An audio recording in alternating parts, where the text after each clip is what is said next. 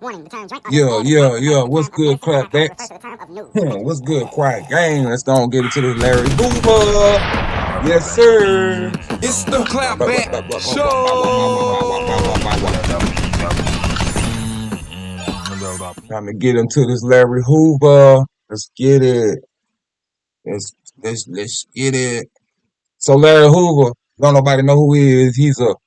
Uh he's a prolific, he's a well-known, large uh ex-gangster.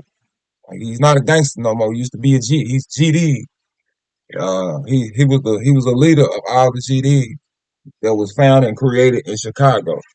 He is the founder. He is the founder of the GD, the Gangster Disciple Nation.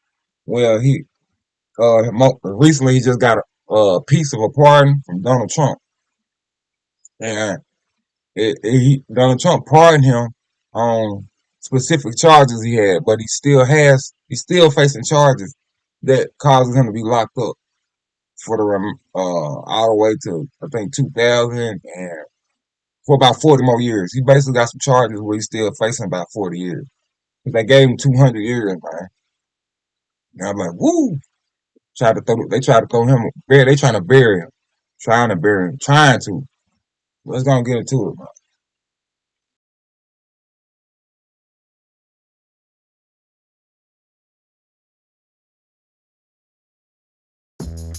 Are you a Roblox fanatic? Microsoft Rewards has a brand new way for you to earn digital gift cards from Roblox. President Trump commutes the federal sentence of Larry Hoover, a former Chicago gang leader serving a life sentence. However, that doesn't mean Hoover will be back on the streets anytime soon. WGN's Jenna Barnes joining us now with more on that. Jenna. Mike and Ray, Hoover is now 75 years old. He was denied parole in this federal case just last year. Now with his commutation, he's expected to be moved from a supermax prison in Colorado back here to Illinois to serve prison time for a state sentence for murder.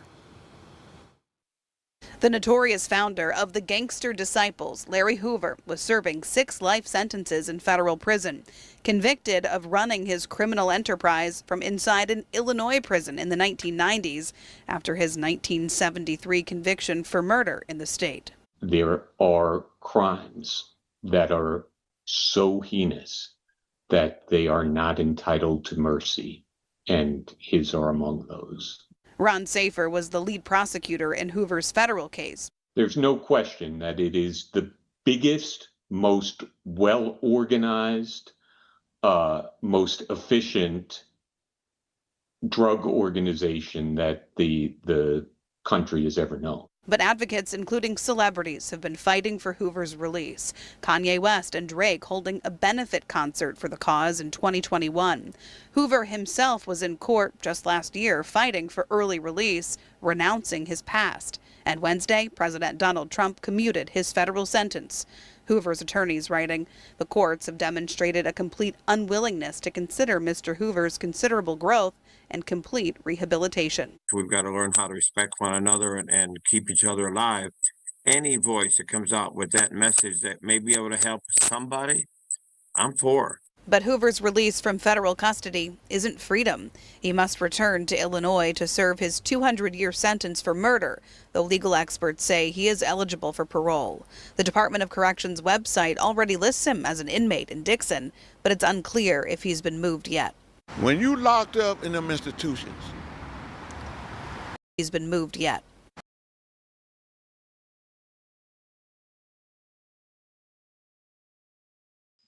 I'm trying to read what they got on them.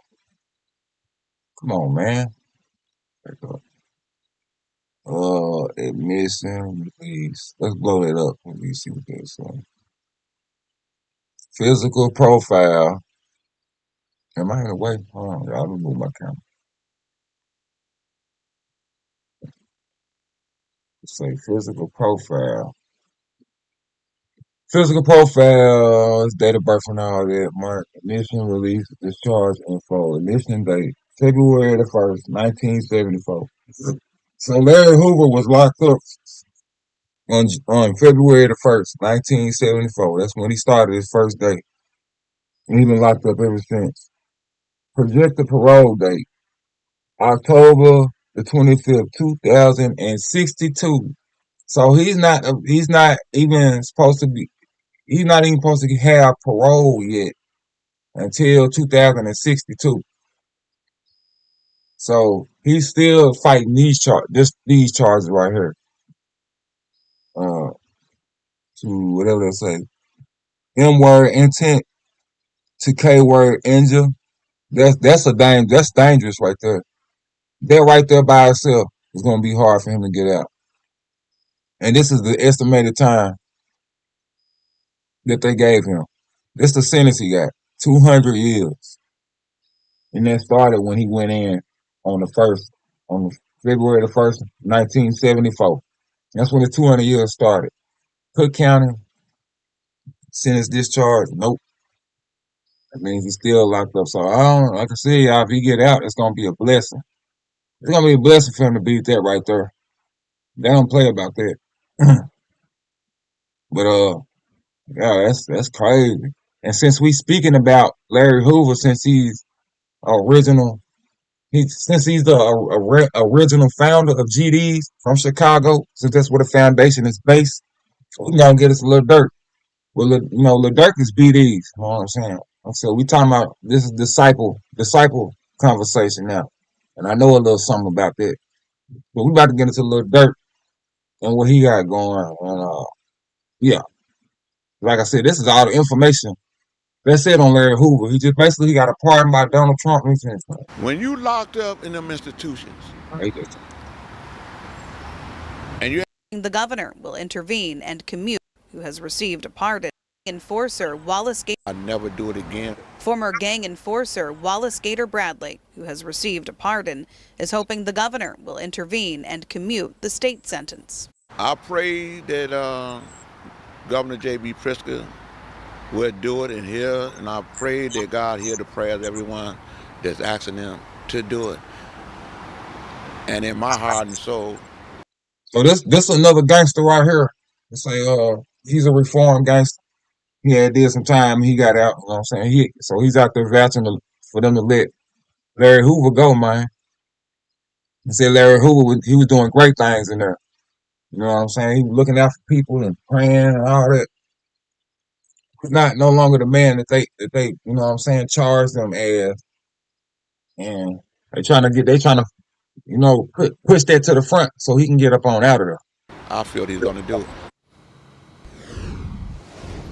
No official statement from the governor's office on that idea tonight. If Hoover wants to pursue parole or clemency, he would need to petition the Prisoner Review Board. It makes parole decisions and the clemency recommendations to the governor.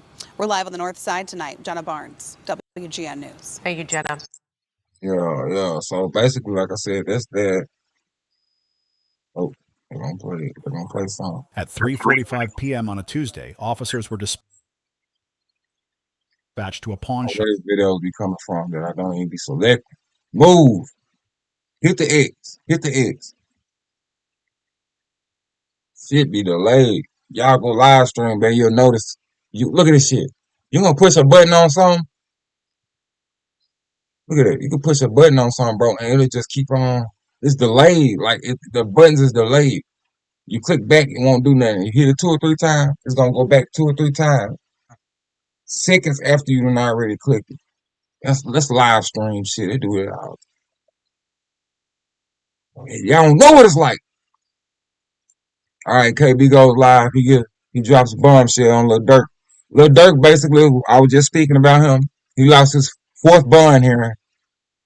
So Lil Durk is a rapper from Chicago. Grand jury materials, even He's after a well-known BD. public He's a well-known BD from Chicago, and he put himself. I don't know if it's true or false or what, but he put himself in a situation where somebody got their life taken, and he's being charged for putting it all together, for sending people from one state to another state to go orchestrate this, and it went all the way through. So now he's getting charged for it, and that's what he's trying to do. He's trying to get out on bond until he goes to court for it. They saying, no, we're not letting you out because you a risk. You already tried to skip flights and stuff right when we found you and brought you here. And then you intimidating witnesses and stuff. And then you know what I'm saying? Like I said, you pay people, so you known to have money.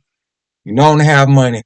You can easily access a flight and a way to disappear. Go to a ducked off country or something. Nobody ever finds you for 30 or 40 years. It's too easy for Lil Durk to do that. That's what the not his defense, that's what the prosecutors are saying. Prosecutors are saying no. I'm just summing this up to y'all with all this information here. I'm not gonna play this video because this is content, and I don't want to be caught, taking his content. But this video is basically saying, "Lil Durk, no, you're not getting even though you applied for a fourth bond, you're not getting it. We denying you again." And they haven't made their decision yet. All this is a letter of the prosecutor sending to the judge saying, no, don't let him out because he got this going on. Don't let him out because he got that going on. Don't let him out because he did this. Don't let him out because he got access to that. Don't let him out. Don't let him out. Don't let him out. Don't let him out. And like my boy KB Goes Live said, yeah, I'm seeing this as a win. I'm seeing this as a win because Feds gonna be playing, bro. Anytime they ask or request for you not to get a bond or something like that, and it got something to do with you taking somebody's life, man, they gonna win it every time. And then you got money, and they can prove that everything that they saying is gonna be proven. They might can't prove that you they probably might can't prove that you actually made the call and said, hey, go and take that dude out right now. But they got proof of you having money, of the people that did it being linked to you, of you paying the people whenever you paid them, before, after, however it go. They got all their evidence. It's gonna be hard. It's like I said, you've been denied. They finna not deny you for the fourth time. Just think about that, y'all. You try to get a bond 4 times. You try to get a bond 4 times. They denied it every single time. And he got some of the best lawyers right now. The lawyers don't get no better than who he got. So if they can't get you a bond, you're not gonna get no bond. Just what it is, man. But you're gonna go for a fifth try? Woo! Like I said, don't get it to this KB. So this is basically it's just us reading on what I just explained to y'all. It's just he's reading it out, the whole documentation. And shout out to KB Goes Live for doing that, because that takes a lot of patience. You know what I'm saying? It takes a lot of, so like I could be sitting here doing it, but I just gave y'all a brief rundown on what all it means, what it's saying. That's all I mean, you know what I'm saying? Right here, in the early hours of October 24, 2024, federal and local law enforcement executed multiple search warrants at locations associated with members of OTF in the Chicago area and arrested 5 charged co-conspirators. Soon after law enforcement executed the warrants, the FBI learned that the defendant had been booked on 3 international flights, including at least one to a non-extradition county. The defendant skipped the first 2 flights and was arrested when he showed up to board a private jet schedule. So he booked 3 flights, Lil Durk, when they caught him. He booked 3 flights and didn't pick one of them flights and tried to slide out on a private jet. And in the eyes of the law, that's considered trying to fool them. So that's what they taking on him right now. And for that reason, he will get every bond he has gonna be denied. That's what it is, man. If you a fan of Lil Durk, better write us a letter. Why don't you register support?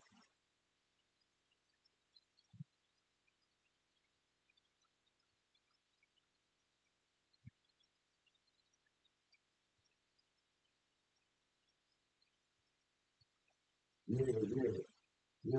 If you a fan of Lil Durk, you better write him a letter and support or some shit, because it's looking like it's over with for him right there, y'all. As I said, I'm a BD myself.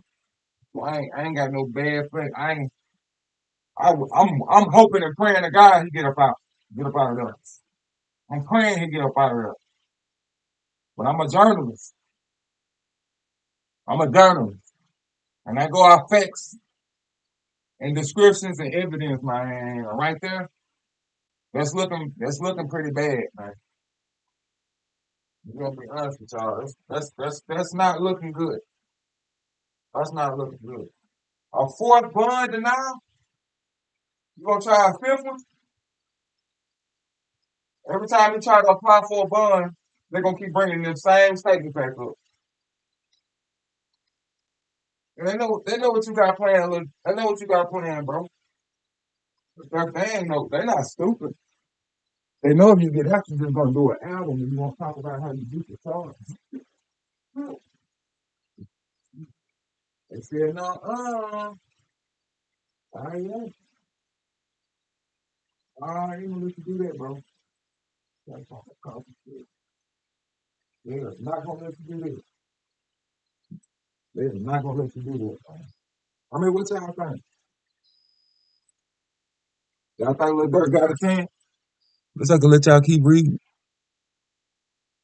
Uh, I want to read that first statement just to let y'all know the reason why he keep getting denied all these bonds. Because that first statement right there is very critical about them flights. Him booking them 3 flights. When he booked them 3 flights and he tried to sneak out on a private jet. And when that came out and everybody heard about it, they couldn't believe he did it. I couldn't believe it. I thought, why the hell he do some dumb shit like this? Then when he went to jail, his lawyers and them tried to argue about it and say that, well, he picked up 2 or 3 flights. He picked those 2 or 3 flights because some about the flights that he picked, it wasn't no the areas that where they was going to. Something about they wasn't restricted or it wasn't a place where he could go to and disappear from the world. That's what they was trying to say. Like it was regular places like where federal agents can go to. I don't know. It was something that the lawyers was trying to argue and say, but I don't think it worked. Because all they're gonna keep going back to is why in the hell did you book 3 or 4 flights and skip all them flights and try to get on a private jet? That don't make sense. That just don't make no damn sense. Why would you do that? You know how much money it costs to book 1 flight? Huh? Do you know? Talking about $200-300 to book 1 flight. I know he got a lot of money, but I'm saying, what sense would it make to book?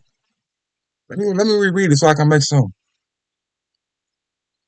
Had been booked on 3 international flights, including at least 1, 2, and one of them was a non-extradition county. So basically, they tried to argue that none of the flights were extraditionist counties.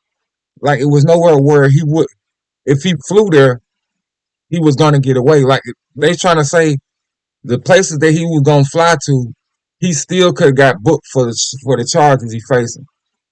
And what the prosecutors are saying, no, them flights, he was trying to fly to some places where once he got there, we wasn't gonna be able to charge him. Because wherever he living at now, or wherever he done flew to, and he in the country he's staying at, they couldn't charge him. So that's what he in trouble with. That's what Lil Durk is going through right now. Prosecutors is saying, no, he's a risk. If we let him out, chances are he gonna just fly to some little area or country, some little place where he got money and he can pay to survive. He gonna fly there and we ain't gonna be able to find him. Lil Durk gonna be missing in action. So he ain't gonna be able to bond there. Man, they ain't got time to be trying to look for you and find you. You done spent this amount of money, then when they finally find you, you sitting in some little coffee shop, how much you ready to go? Hell no, man. How much you ready to go? You done got tired of running. Can't put out no music. Well, he can put out music. You can't trace it back to where he put it out. You gotta live a life like that. That's harsh. So let's go on. I'm gonna run through this. So this is all the info. This is all the info. Let's see. What about speed? Speed. I see how to speed it up. Normal. 125. I'm speeding it up now.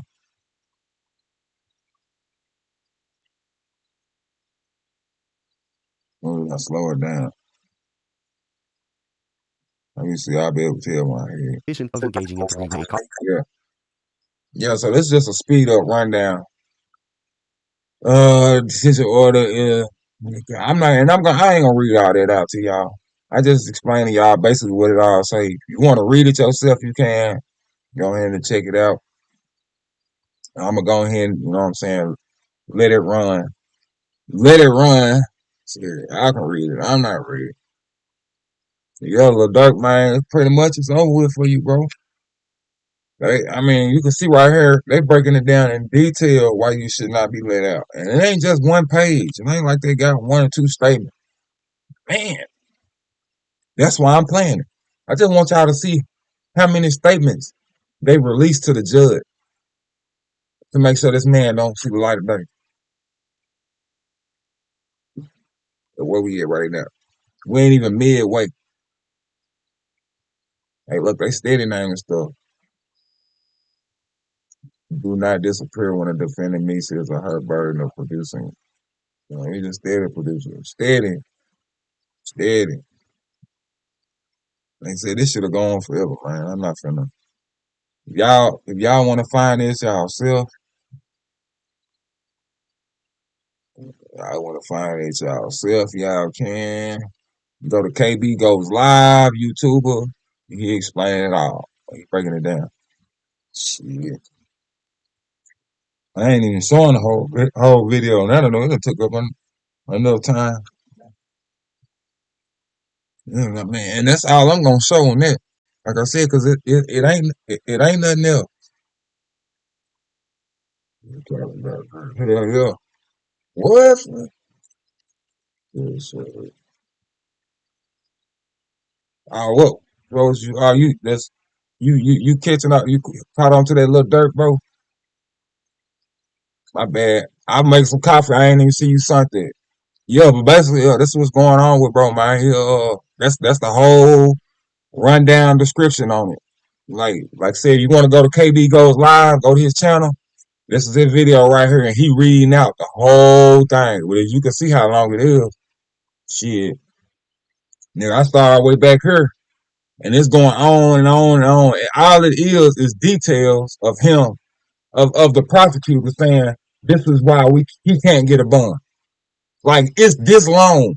They done descripted information out this long about why one man can't get out of jail, bro. Like I said, it goes on forever. Matter of fact, I think it's like two indictments. If I'm not mistaken, they said it's two indictments, two indictment letters. And the feds don't, man, they got they got a 98% conviction. So when they put it out, that's what it is, bro. That's definitely what it is. Shoo. And the reason why I bring up Lil Durk is I was just talking about Larry Hoover. You know, he's fighting to get out. He got a pardon on some charges. But it sounded like he didn't get a pardon on the most important charge he needed to. And that's the 40-year bid. I think the 200 years got knocked down to 40 some years. That's what he need to pardon on. He'll be out right now. No, no, man. I don't see it. We'll see it, man. You know, he might can pull some strings. He might can pull some strings and make something happen. Oh, my green screen gone. Yeah. I forgot to pull my green screen down. Yeah, he might can pull some strings and make something happen, but shit, I don't know. I don't see it. Yeah, I mean they go for Lil Durk and they go for Larry Hoover, man. Both of the folks. Like I said, I'm BDs, bro. So I mean they don't mean nothing. I'm BDs, Lil Durk BDs. What I do know is the history on the GD and BD rivalry. It kind of is supposedly started between Larry Hoover and David Barksdale, where they just parted ways. It wasn't no rivalry; they just parted ways, bro. You know what I'm saying? Two people, two adults be, and the gangs of both sides kind of like just wasn't listening to each other, and that's kind of how the rivalry started. It started right there. The GD, BD, well, listen to the GD. The GD was kind of like still kind of like, I don't know, as far as like order wise, I can't really detail how they went. But I just know Larry Hoover and David Barksdale, they went their separate ways. And when you go your separate ways, you take your gang with you. That's kind of where it started. So this stuff y'all seeing now, this going on in Chicago, then you hear GD and a BD into it and all this. Man, I just hate hearing it because all they do is it just further stretches out, unnecessary wars against pretty much the same gang. Disciples, GDs, and BDs, we all under the same branch. We under the same branch, man. And somehow it just got scattered all across the table and shit just and the YNs, they taking advantage of that. But we need that structure back. That's why I'm pushing for Larry Hoover to go and get up out of there, man. Get up on out of there, man. Hopefully he can make some stuff change around and get back, you know what I'm saying, straight. Cause we got Larry Hoover, but like hip, that's the GD's founder. But my founder, David Barksdale, he's not here no more. So all we got is Larry. You know what I'm saying? Whoever took position after David Barksdale, if he's alive, that's all we got. But David Barksdale, the actual founder, he's not here no more. So you know what I'm saying? Like I said, that's an ongoing situation. Yeah, like I said, I'm not finna. Yeah, you can go check that out. Okay, here go. I think this is a little piece. Let's see what this is right here. Craig, defendant, counsel, record, Craig A. Well, Craig A. Yeah, that's somebody else. Yeah, I'm not finna read none of that. Yeah, y'all go check that out. Shit. Let me see. For the Flacco. See, that's not. I knew it. After I did my news today, I said, man, don't nobody care about nothing. No. Poetic Flacco, they don't care about no. When I Poetic Flacco, they don't care about no. I keep forgetting his name. Almighty Suspect. Man, they don't care about that. They don't care about nobody laughing at Poetic Flacco. When you bring up Lil Durk, see, Lil Durk, that's buzz and new. But it's so sad. I don't like talking about it, bro. Because it's like, I'm trying to wait until he gets some actual good news. And we can get off into the dirt. Bro, it ain't nothing but bad news right now, man. I said I'm BDs. I'm supporting them. I'm hoping to get out. So I can't lie to you. I can't make up nothing. I wish he was. I wish he did get a letter. I wish it was a letter saying he's not a risk and he would never.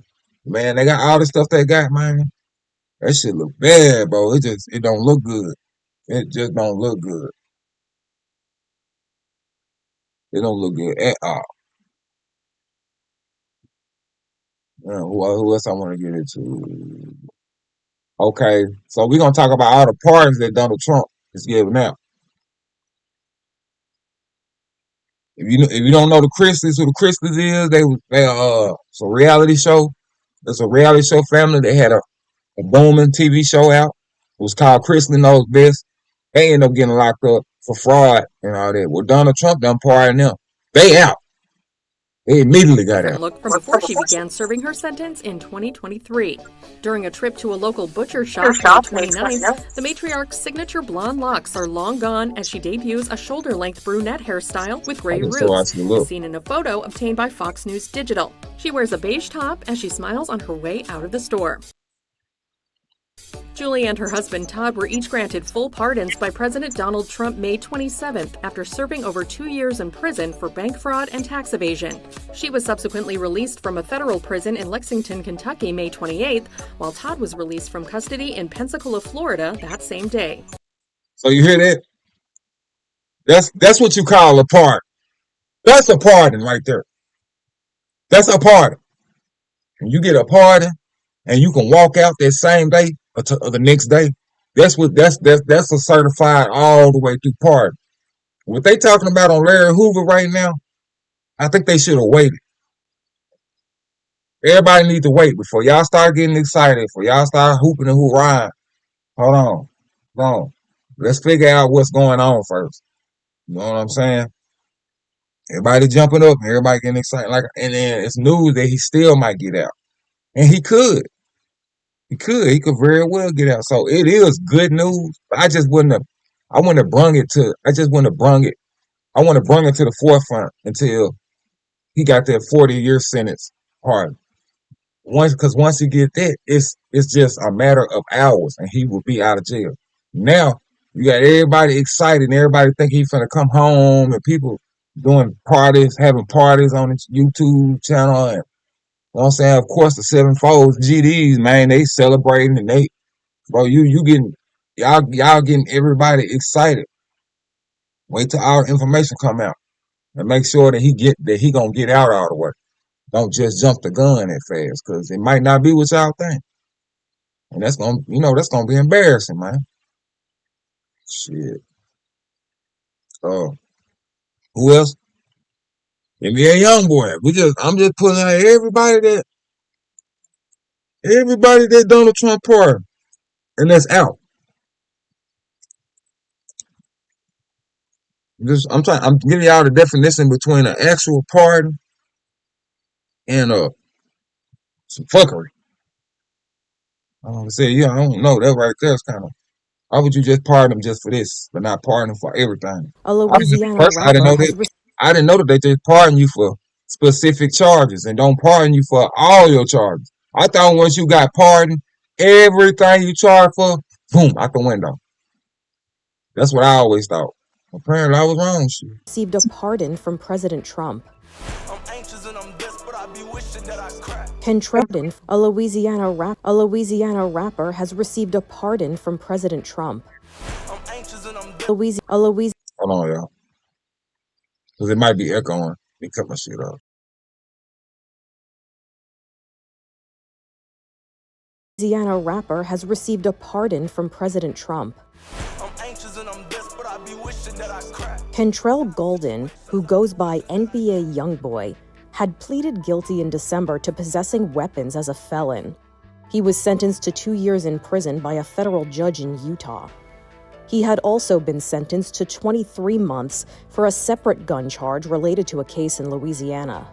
NBA Youngboy took to his Instagram account to thank the president and the appointed pardon czar, saying in part, "This moment means a lot. It opens the door to a future I worked hard for, and I'm fully prepared to step into this."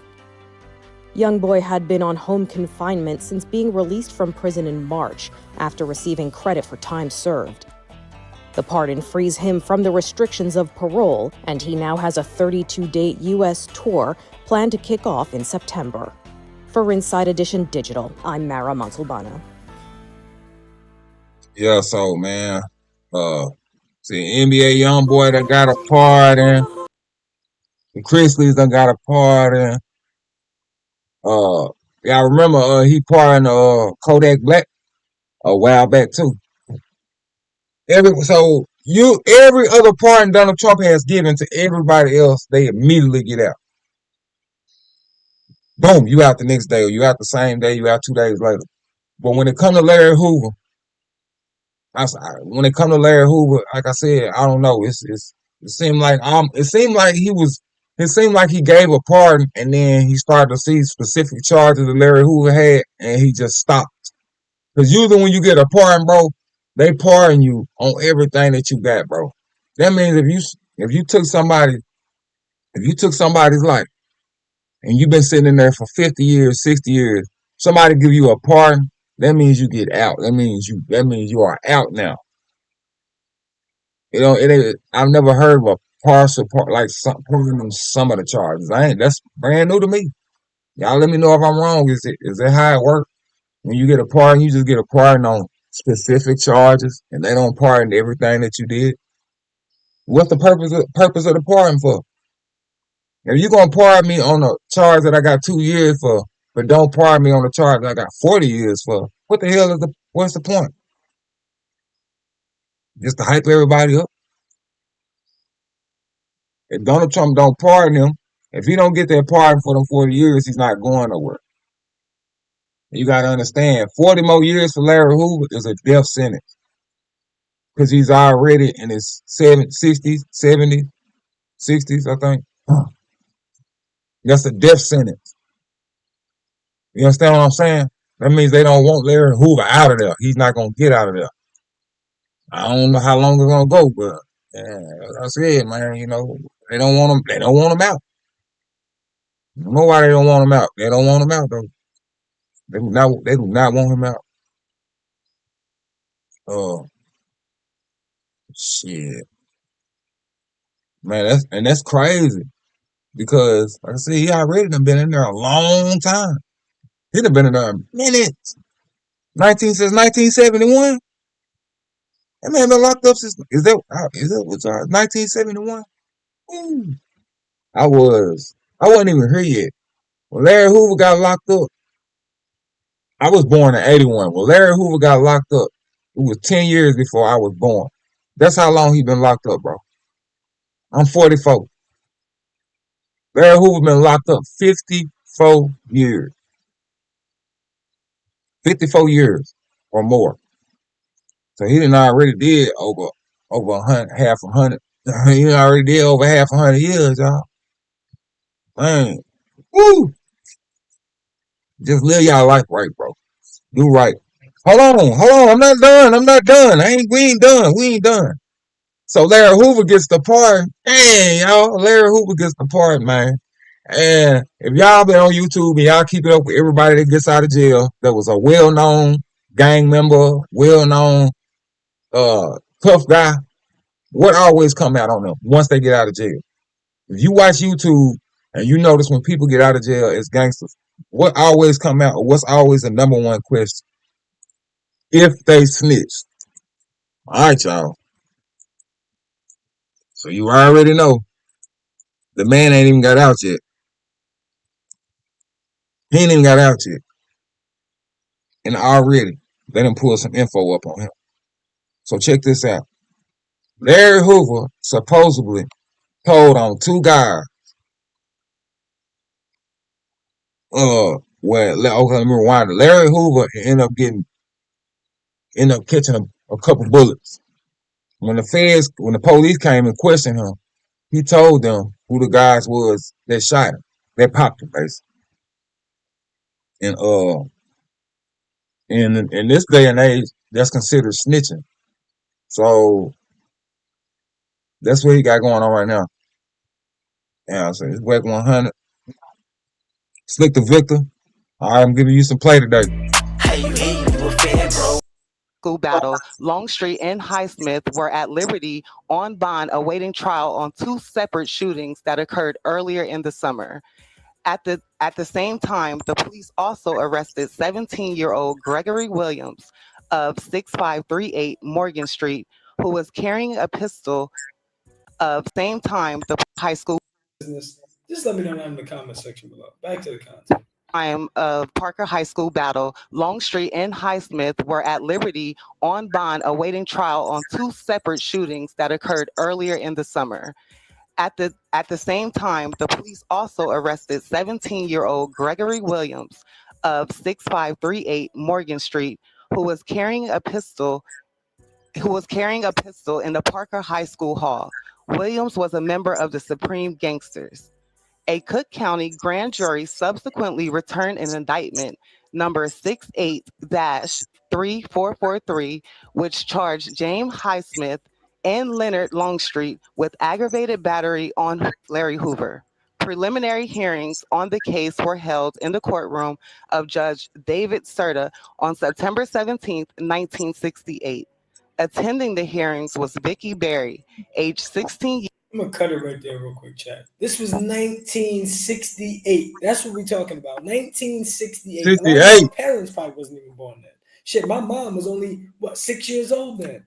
You know what I mean? 68. Shit, my dad My dad was 16. That's what I see. That's what I was just saying, bro. You hear that? 1968. That's when the charge happened, and right in 1971, Larry Hoover gets locked up for whatever something he did. Man, I wasn't. It was 10 years after Larry Hoover got locked up. I was just born. So that man been in there for 54, 55 years, man. Dude, when Larry Hoover got locked up, my daddy was 10 years old. No, my daddy was 21 years old, something like that. My daddy was in his 20s. So this was 8 minutes ago. I'm not saying my pop's old. My pop's is young as hell, y'all. Don't get it twisted. But this was a minute ago. This was a long time ago. Like y'all, you don't think he deserved to go and get pardoned all the way and just get on out? Crazy. Back to this content, man. Years of 6629 South Morgan Street, Vicky Berry was a member of the Supreme Gangsters, of which Larry, and then it cuts off right there. So what? So there's supposed to be paperwork and documents, right? That's what there's supposed to be, a court report, a police report. Ebony, there's supposed to be a police report. I'm gonna I come just back got in. this article. I'm not sure exactly if it's a police report, but it looks like somebody's reporting on the actual incident. Well, here's the thing, right? In order to get police reports, court paperwork from 1968, it's probably available, but you would have to go down there in person and request it. Yeah. And You literally think about that, chat. Like that 1968, there was no computers around, right? So there was no way to log this information. So that information has been logged in, right? Over the years, I'm sure you can find it, but you have to dig deep. And who could do that the quickest in 24 hours? Because if one of us on the street tried to go get that information, it's going to take us quite a while to get it. Who else can get it? The federal government. Right. Back to the concept. And that shit is probably held in some type of library somewhere, right? Now, Right. I would think so. They did give a the actual what is it? They gave that number out, which was the indictment. It says the Cook County Grand Jury subsequently returned an indictment number 68-443, which charged James Highsmith and Leonard Longstreet with aggravated battery on Larry Hoover. So now these individuals, we talk about 1968. We talking about the height of all these organizations being established. We talking Black Panther areas. Right. We're talking about the height of a lot of things, right? So when we dealing with this, right, Larry Hoover go to jail, I believe, in 75. So we talking about 7 years. This just me. Ain't no way from 68 to 75, his growth years, to becoming who he is to his organization, his clique, his crew, whatever they want to call it back then. We know Mr. Hoover don't represent that today. But I find it hard to believe it was a shooting and some dudes was incarcerated and they still put this man in position to be who he is. He goes to prison. And he went in 73, so shoot, that was So even 2 years. 73, so we like 68, 3, that's 5 years. He goes to prison. When he gets to prison, he's who he is. You hear nothing of it. In prison, his growth in prison, and back then it was some of the most deadliest, dangerous times, I'm sure. You hear nothing of it then. 10 years, 20 years, he catch fed time, life sentences. He goes to the feds, you hear nothing of it then. Now, I know a lot of y'all like to hate on Wack and this and that, but listen to what Wack is saying here. This man done went through 53 years of penitentiary time, and this has not once ever come up. But now that he's up, he just got a pardon out of the feds, and he may potentially get out of the state. Yeah, that is kind of fishy. Like this man been locked up over 50 years. You heard what they saying? 53 years, 50 some years. He been locked up. The day he get his pardon, the day that he get a pardon to where they about to release him, out of nowhere, some information dropped on him telling on some people that popped him. Man, I don't know. I don't know. I don't know. Like I said, because I mean, it's a clip. Like Case. it ain't like they just making it. I don't. They probably, unless they made some fake documents and stuff. It's a news article. You know, I'm finna find it. This because he just talking and let Whack 100 talk. I'm finna find it, man. Matter of fact, KB goes live. Man, I know who got it. What's they dude name? Person that came out with it. In the sentence. Come on. This who came out with it right here, man. He is. If you don't know who if you don't know who the end of sentence is, 1090 Jake. 1090 Jake is the rat paperwork finder, like he does what Whack 100 does. They basically people that's got long history of being solid gangsters, never folding, never talking, never telling, never saying nothing. Whack 100 and 1090 Jake, their job on YouTube is specifically to go through all the documented paperwork that they got while they was locked up. And anything that they find, any kind of news, not even while they were locked up, any kind of news clip, any kind of news clip, uh, any kind of news clip, bro, that say you told you supposed to be a gangster. Oh, let me get my life straight. My light, not my life. I didn't get my life straight too. Gangster, if you told, they gonna find it. This guy right here, he gonna find it. He gonna put you on blast, bro. But let's go and get into what he got to say.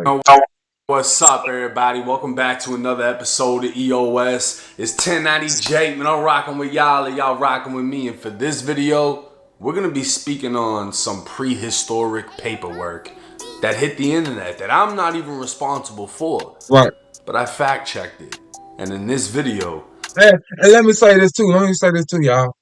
I don't personally not like 1090 Jake, but because of the info that he been putting out on GDs, and I told y'all I'm BD, so I'm tied in with a lot of GDs, a lot of real GDs, like not no pretendo. When he started talking about GDs like he do, I unsubscribed from him. I got upset, you know what I'm saying? I had pretty much, I was like, man, I'm not finna keep listening to this dude because it just seemed like he just got it out for GD. And I'm still on it. I still believe it.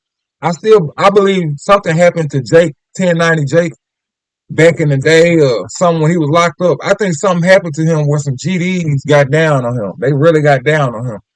And he has been working his hardest. I ain't gonna say just GDs. I can't say that because he does. It don't matter who you are. He go looking for paperwork on you. If it's out there, he gonna find it. But it's something with the GDs and 1090 Jake where he is working his hardest to really try to expose GD. He always saying something slick like all GDs is fun boys, or you know what I'm saying? In the penitentiary, all GDs is basically fun boys. You know, fun boys is pretty much like men that like other men. He said that. He said over 70% of GDs is fun boys. So that I automatically unsubscribe from him. Because apparently you don't know 70% of GDs. You don't know 70%. That's around the whole world. That means you just took, what are you saying? Over 70%. I think what he was saying was over 70% of GDs that's been in the facilities he was locked up in. Nigga, do you not know how many facilities got GDs in them? Not just in wherever you was locked up in. Wherever jail you was locked up in Florida. You ain't even been to every jail in Florida.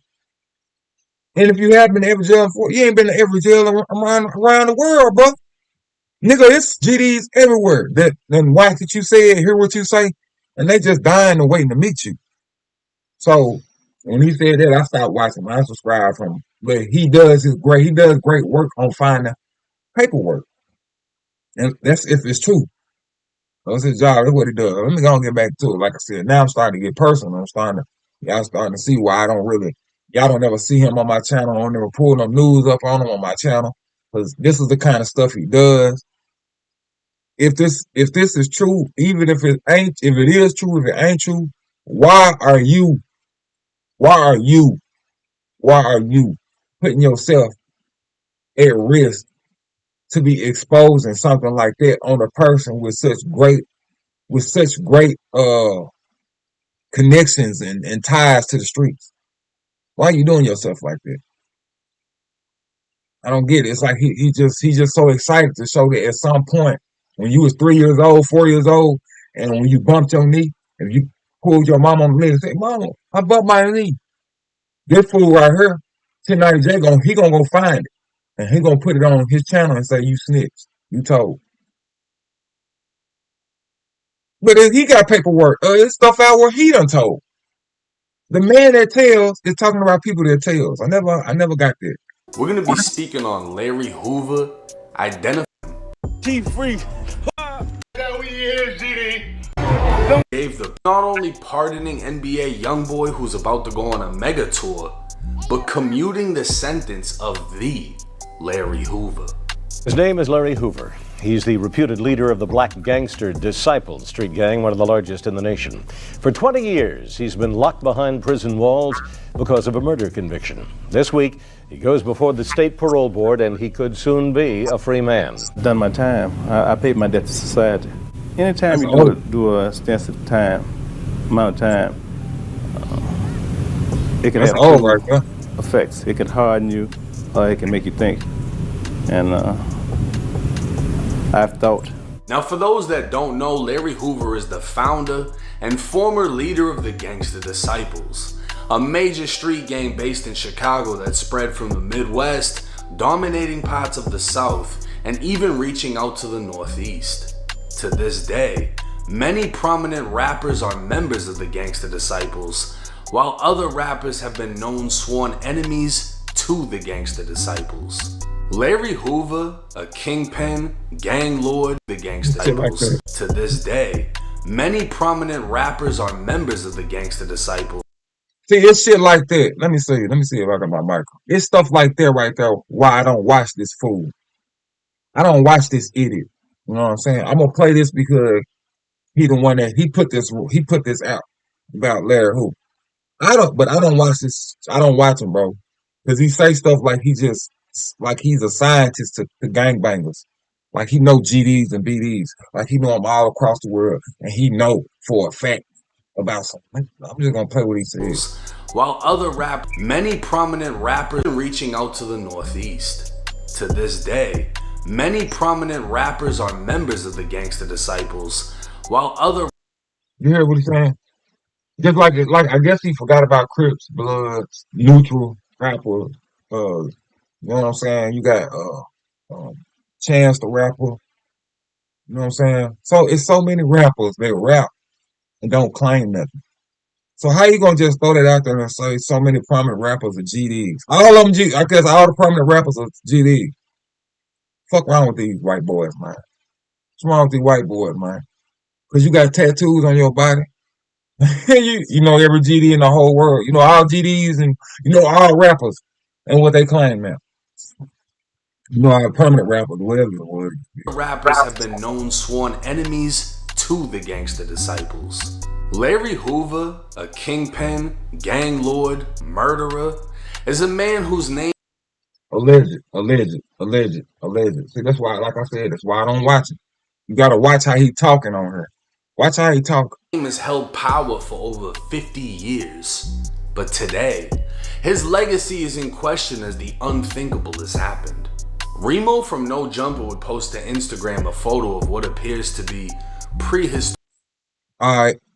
And so this is why I'm gonna take the blame off of 1090J. He said some guy named Remo posted this right here.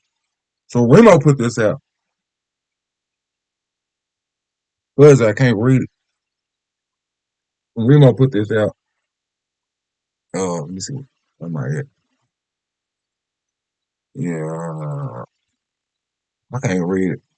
Historic paperwork detailing a shooting in which Larry Hoover himself was the victim. Parker High School sat in the Inglewood neighborhood on the south side of Chicago. On September 4th, 1968, it was the first day of school and it would be turned to a crime scene. Leader of the Supreme Gangsters, 18-year-old Larry Hoover informed the police that he was standing in the school hall just outside the principal's office when two members of the East Side Disciples appeared. They were identified as 18-year-old James Highsmith and 20-year-old Leonard Longstreet, and they did not go to Parker High. Hoover told police the two walked past me in the hall, and Highsmith smiled. Then Longstreet said, "Burn him," and Highsmith pulled a gun and started shooting. I got hit. Larry Hoover, the 18-year-old leader of the Supreme Gangsters that came before the Gangster Disciples' creation, flat out told the police two rival gang members entered his school and shot him. Bullets struck two other students, both 15 years old. Larry and the two others were all shot in the legs and rushed to a hospital. Only minutes after the shooting, police arrested the two gang members who were out on bond for two separate shootings. A Cook County grand jury would indict the two men on charges of aggravated battery on Larry Hoover. Now this is going to piss a lot of people off, but before I do that, I wanted to confirm whether this was even true. Because this didn't seem to be an arrest report, this looked like a newspaper clipping. So I dug into the Chicago Tribune dating back 57 years ago, and what I found was page 14 of the Chicago Tribune from September 5th, 1968, the day after the shooting. The article was titled, "Police Arrest Two in Shooting of Three Students, Gang Rivalry Blamed for Violence." Three youths were shot down in Parker High School in what police described as a continuing battle between rival street gangs. Inglewood police said the shooters were identified by the victims in the hospital and several other witnesses. The police identified Larry Hoover as a gang member, and again, the article would state Hoover told police who shot him and how it happened. Now this would be considered told police who shot him and how it happened.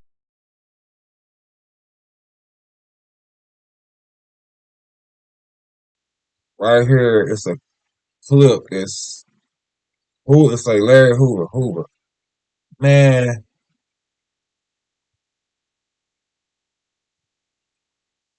He said. Well, he explained where he looked it up at. So hold on. Let me go back. I'm gonna look it up my damn self.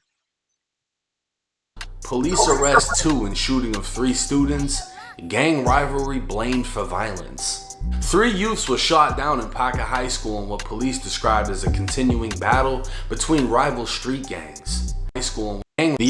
So I dug into an arrest report to confirm whether this was a newspaper clipping.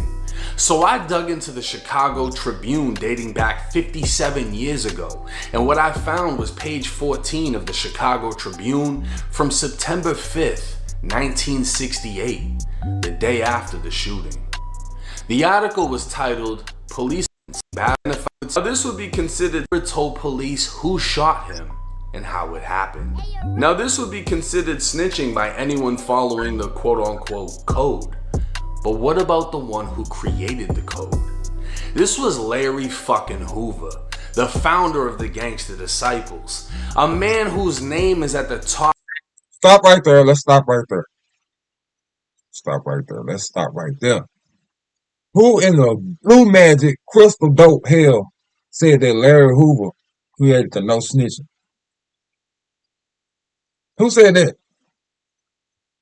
Who said Larry Hoover created it? He said the same person that created the no snitching is the rules out for him. Larry Hoover didn't create that. It's an unwritten rule. It's like an unspeakable code, brother. That didn't come from Larry Hoover. So you're wrong there. Man, I just listen to how he be talking, man. of Chicago, founder who created the code. Snitching by anyone following the quote-unquote code. But what about the one who created the code? This was Larry fucking Hoover. Larry Hoover, bro, did not create the no snitching code. Fuck, boy, it's not even a code. It's not a code. It's not a code, nigga. That's what's wrong with you. That's what's wrong with you, man. You know I gotta line you out on this, bro. I don't care if that stuff is true. I don't care if the statement is true. We don't care about. I don't care. I don't care if the Costa 69 snitch. I don't care if Bankroll Chris. If he. I don't care who snitch. I don't care about anybody that tell. My guy. You understand what I'm saying? Because I ain't told. I only care about myself and me. Personally, me. I ain't never told on nobody. Bro, you showing clips, trying to get this man put on blast, trying to get this man exposed. Brother. And then the clip you showing, bro, it's like, it's the inevitable, like he had, put it like this. Okay, Feb, I'm talking directly to you. I'm talking directly to 1090J. Let's say you got popped up. Let's say you got popped up and you laying down, your leg, you got popped in your leg and you can't move. Then the police, of course the police, you know they come. And the police show up on the scene. You got two choices. You can tell them what happened, or you ain't gotta say nothing at all. You ain't gotta say nothing at all. Some people don't say nothing at all. They just keep it quiet, and then they go get their get back. And I understand that part. I feel what you with where 1090 Jake is headed on this. I understand that. But you gotta understand, we talking about back in 1968, bro. No snitching. No snitching was like it existed, but it didn't exist. If you know what I'm saying. That's around that time. That's when they were finding out about snitching and what it not doing it. Like I know it goes back. It goes back a little. No, that's about around the time when no snitching was created. So I'm sorry, but I can't. I don't understand. I don't know why you saying Larry Hoover created the no snitch code. It's not a code. It's just an unwritten rule.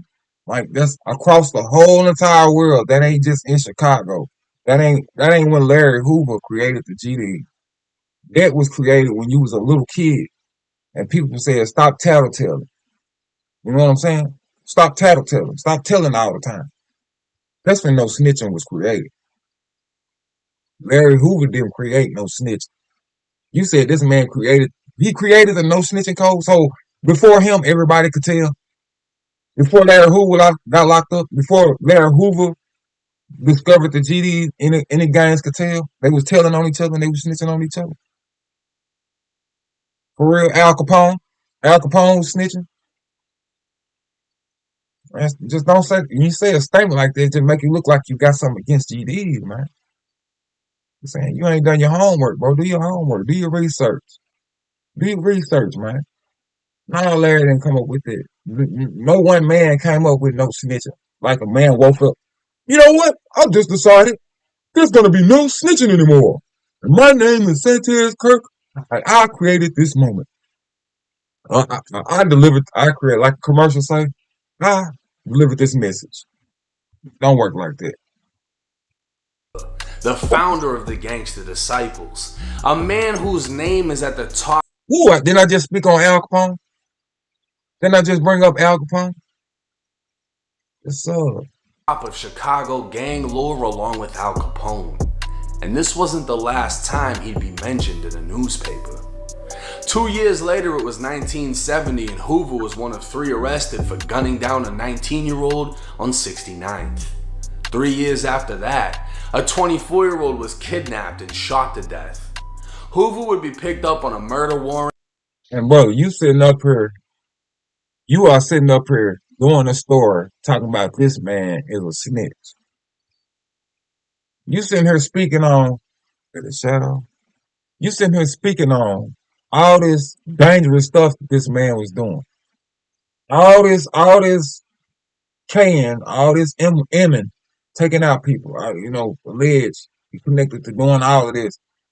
and you broadcasting this could that whoever put that up might be somebody that didn't like him. And it was like, man, I'm finna don't involve yourself in there, man. I would have left this one alone.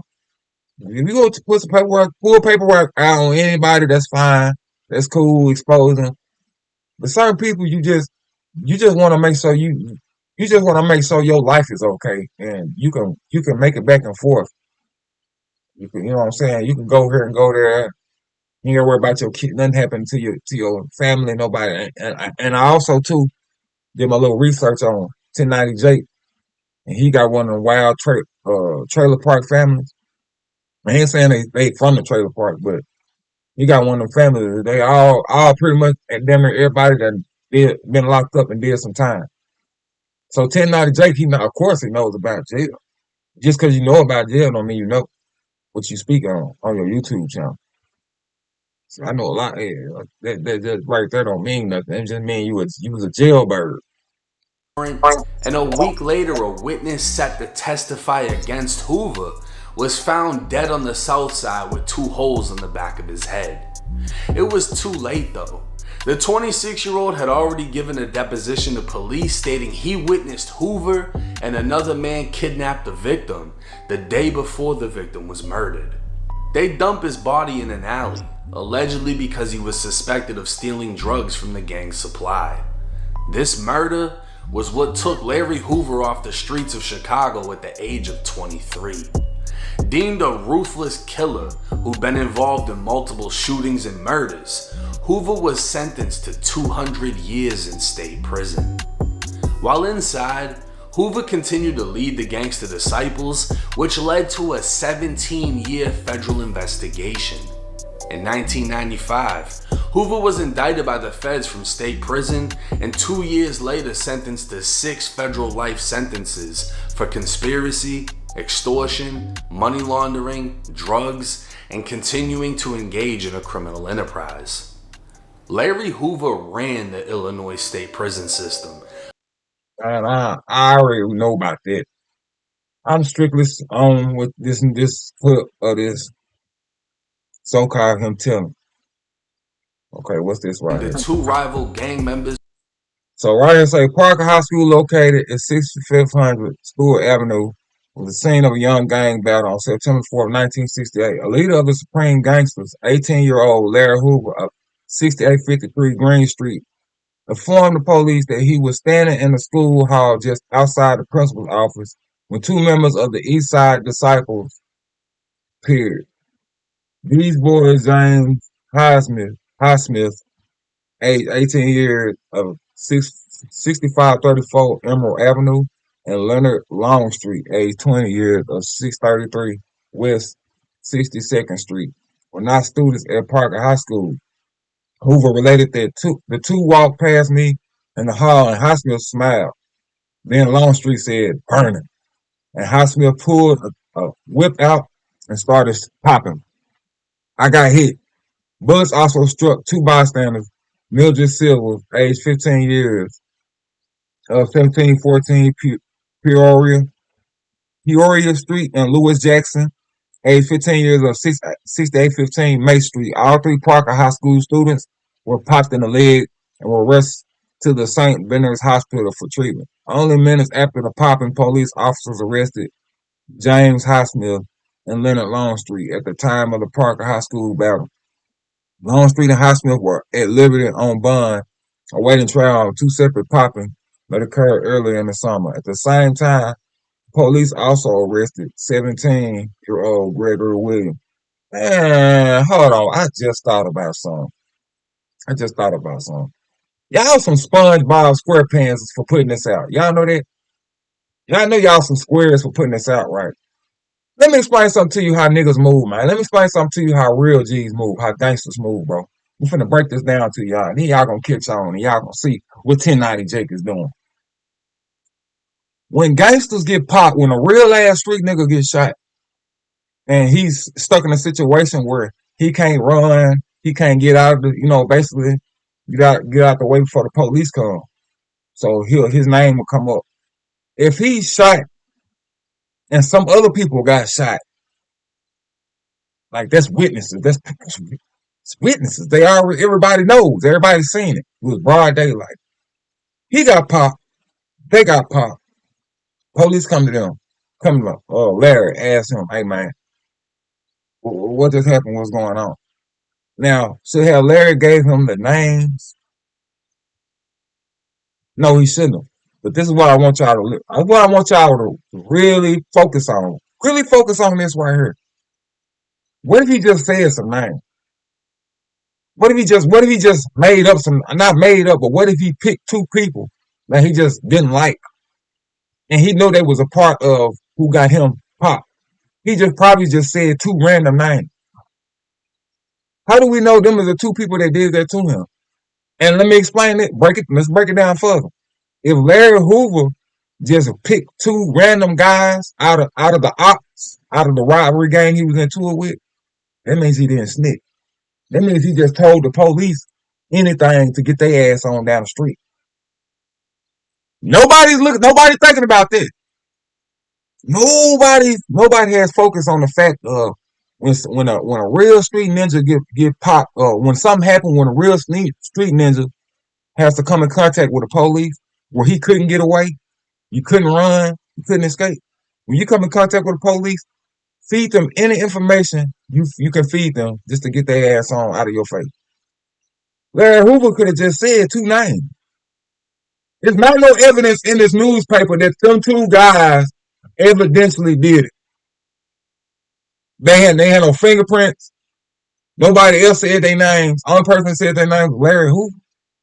So how we know that them two guys was the actual guys that did it? How we know Larry Hoover didn't just spit out two rival names just to get two niggas locked up? You know what I'm saying? And also let them know, nah, nigga, payback is real. Cause I know who really hit me. I ain't gonna tell the police. I'm gonna mention two niggas just so they can run down on y'all operation and fuck y'all shit up.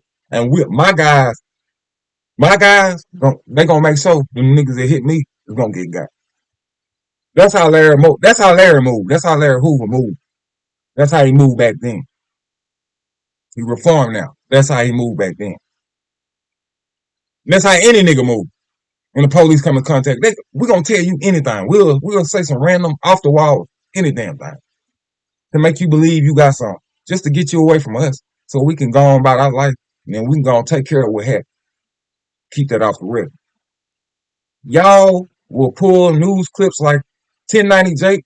You going digging in old news clips, pulling out old news articles, reading what a nigga said back in 1968 to some polices. That back then they didn't have no high technology. They didn't have no kind of stuff where you could really actually go catch a dude. Man, Larry Hoover could have just said any damn. Just tell these niggas, just pick two random names, man. Just pick two random names. Because think about it, I just want y'all to focus on this shit. If he really told the real actual guys that did that to him, don't you think they would have been ringing that shit all this time? All these years he was locked up? Some people would have been ringing it. Don't you think they would have been chastising him while he was locked up and while he was in jail? The other gang, they would have been on him. They would have been putting out clips and saying, oh, man, this nigga ain't no gangster, man. Shit, he told on the niggas that pop. We ain't never heard that. You know why? Because them two guys, it ain't no information. Let me keep listening. I'm gonna see the two guys that he said if they went and did some time for it and they found factual evidence. Because I might be wrong. Who shot him when he was 18. Does it not count because it was so long ago, or because Hoover became so powerful? Nobody dared talk about his state. Nah, it don't count because it ain't proven that they did it, you damn fool. Stop trying to look for a highlight moment, man. Thinking you got some rat paperwork on everybody. That ain't no highlight. Get it all. Get all the information. Now we need proof that the two guys did it.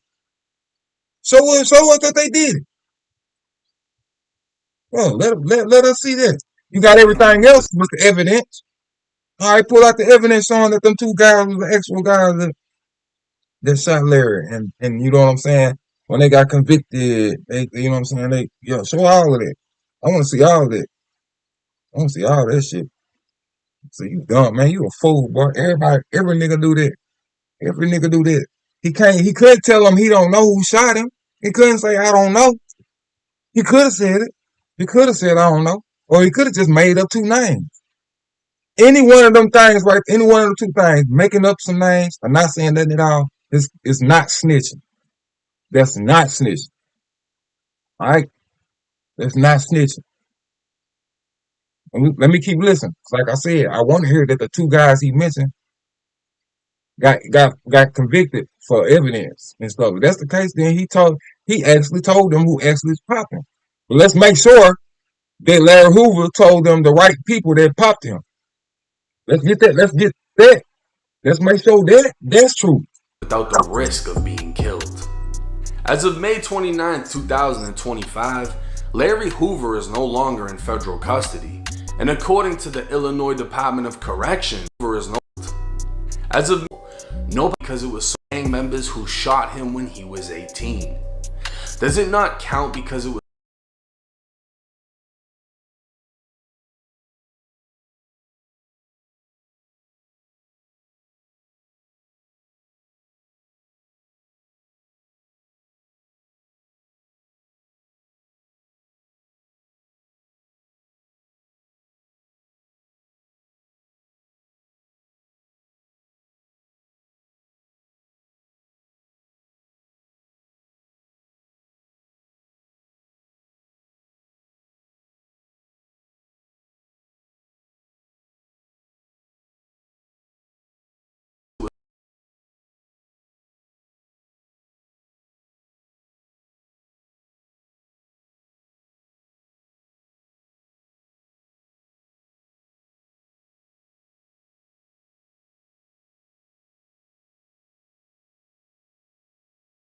so long ago, or because Hoover became so powerful?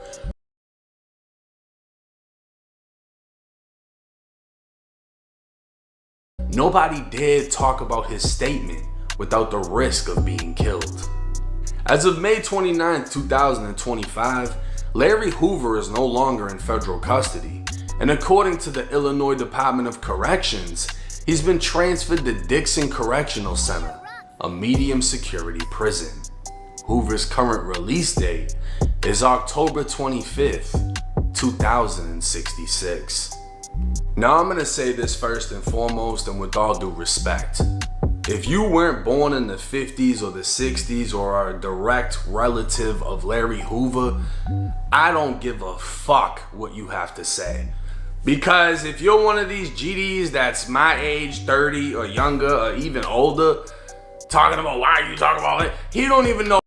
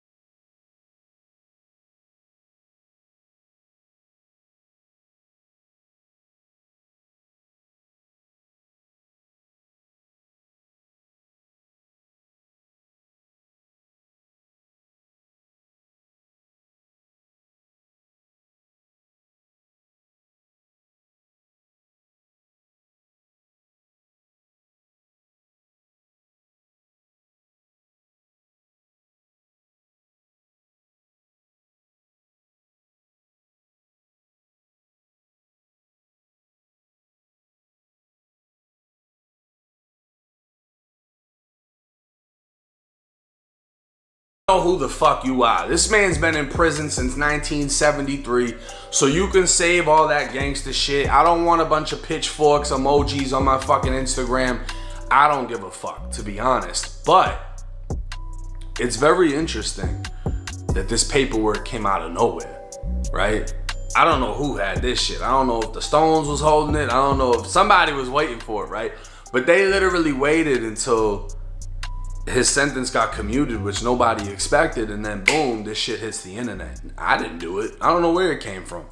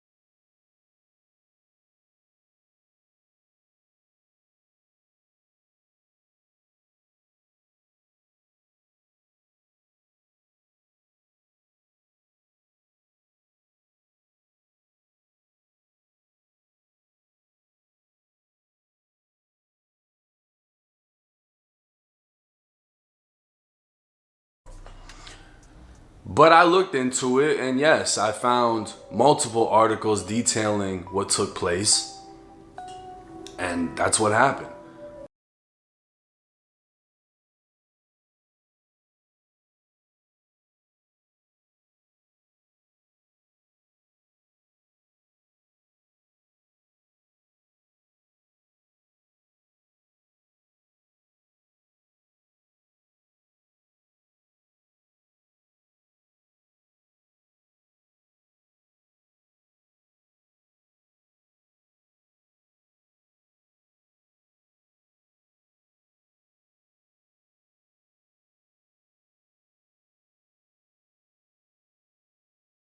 Larry Hoover got shot on his first day of school.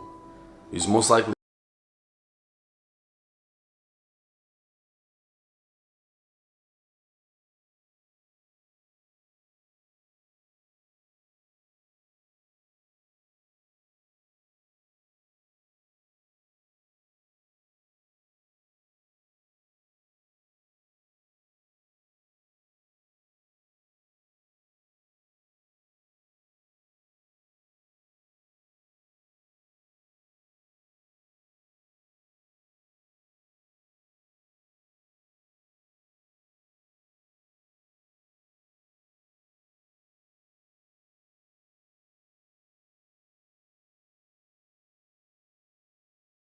a senior since he was 18. Two rival gang members walked into school and shot him out front of the principal's office. That's some gangster shit. If this doesn't make you look at Chicago like, holy fuck, it's been like that forever. This was in the 60s. They're walking in schools with guns and popping off in the fucking hallway. This shit was like that in the 60s. He got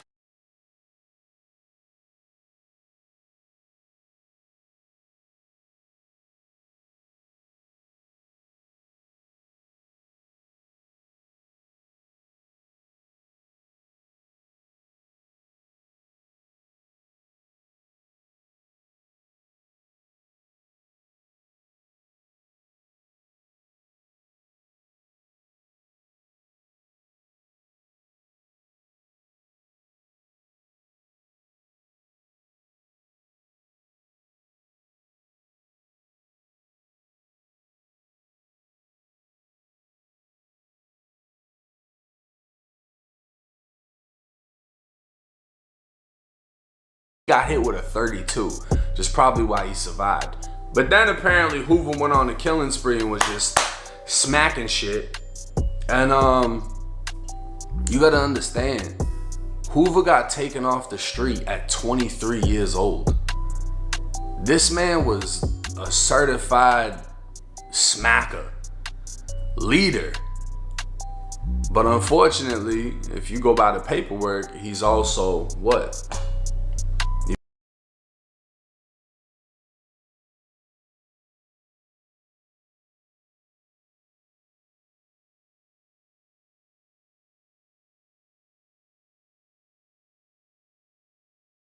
Be considered a snitch, right? He identified the two people that shot him,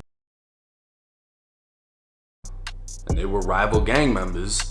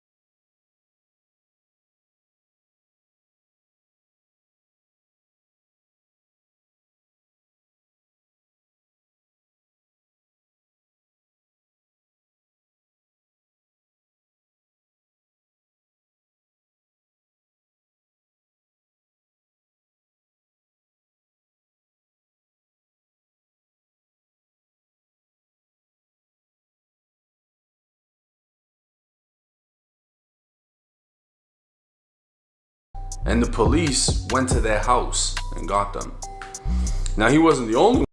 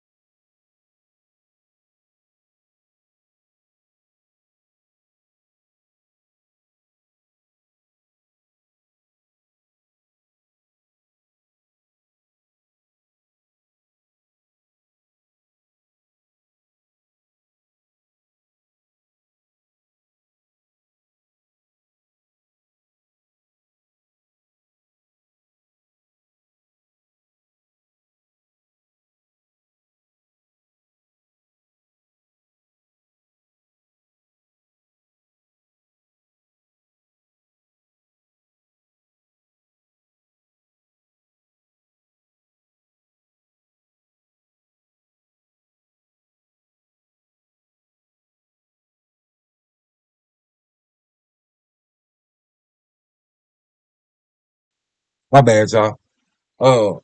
What I was saying was 1090J, bro. You got a whole lot more homework to do, bro. For you just start putting out stuff. That's pretty much all it is on it. I had to see it. I forgot about it. I had forgot that they was out. I had to see it in my watch laters to remember. Oh yeah, by the way, now they got a rumor out saying Larry Hoover done told. And then like I said, I pulled it out. Like, let me see what the info is. Man, y'all got a news article of him just telling the police two names. Man, you got to prove. You got to show us them the two names that did it. Show us that them the two names that did it. That's it. And you can't say they could never prove it. That don't mean they didn't do it. No, they do. That do mean they didn't do it. That does mean they didn't do it. If they don't prove they didn't do it, they didn't do it. Larry Hoover ain't no stupid man. He's not dumb by no man. If you think that man was gonna get popped by somebody and then happily tell the police who actually was the one that did it, you stupid. Dumb as hell. Yeah, niggas from his hood know better than that.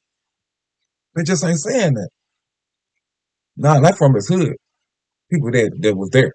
Like the niggas that was shoulder to shoulder with Larry Hoover.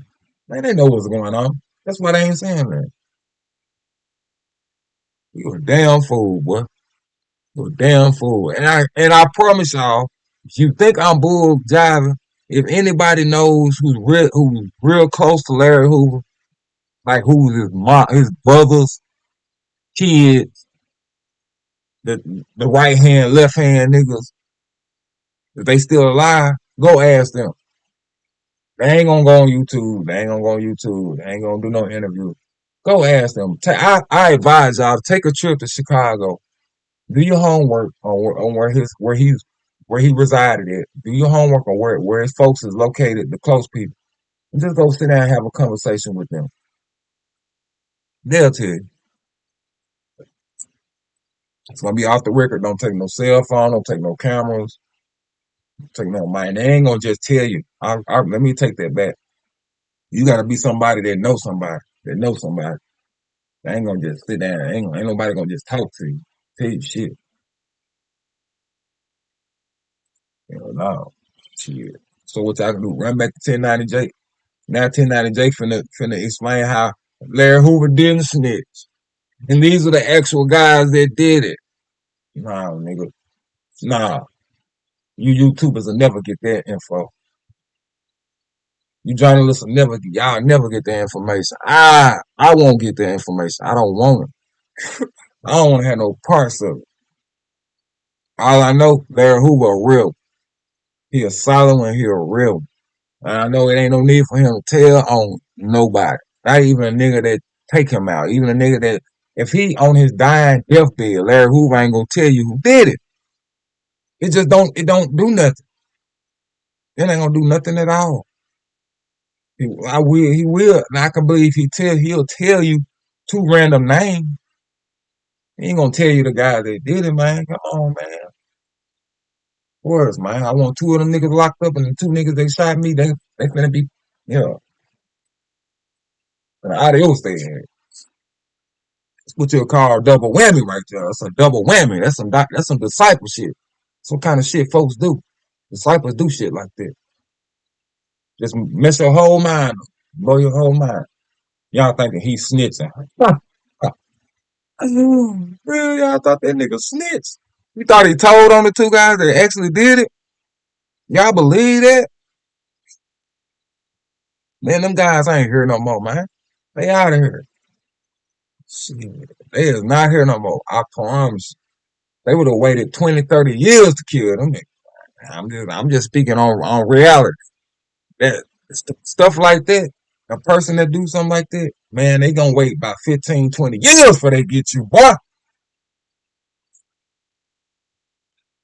Yes, sir. They ain't what? Who was that snitch? What's his name? Part of the paid in full clip. Y'all know what I'm talking about. I can't think of his name right now. They got him. But he thought he was living a life. He had told on folks and went and did his time. That's why I didn't get. He told on some people, and it stopped him from doing life. Basically, he was able to get out at a decent age. He got out when he was like in his 30s or 40s. Man, he thought he was gonna live the rest of his life. What's his name, man? Start with a CH. Chapo, not Chapo. Now I gotta figure out who it is. Man, took his ass up out of here on Halloween. You hear me? Took him out on Halloween. Come on, who was the paid the full guy? Chop. His name on tip of my tongue. Rico. We played Rico on Pay in Full. They don't show the actual guy. All you gotta do is type in Pay in Full. Alpo Martinez. This guy right here. This guy right here. He told on. He snitched on somebody. He was a big kingpin. A real large kingpin from New York. You know what I'm saying? He was trapping all across. He was smacking. He was laying people out. He was doing the same shit. But he actually told on somebody. Now, this shit was all over the world, and the whole world knew about it the minute he did it. As soon as he did it, everybody knew. There wasn't no when he was about to get out. Everybody knew this shit while he was locked up. Everybody knew. He did the time he did, he got out. He had a couple of interviews, and he was living his best life. I guess he thought he was gonna make it to an old age and retire and die of old age saying, yo, see, did no nigga come kill me? I told on somebody and I survived. Wrong. Caught him at a Halloween party. They caught him at a Halloween party. One of the least expected days when you think you're gonna lose your life. You're at a Halloween party. It's candy around. His kids is laughing. He posing, he taking pictures.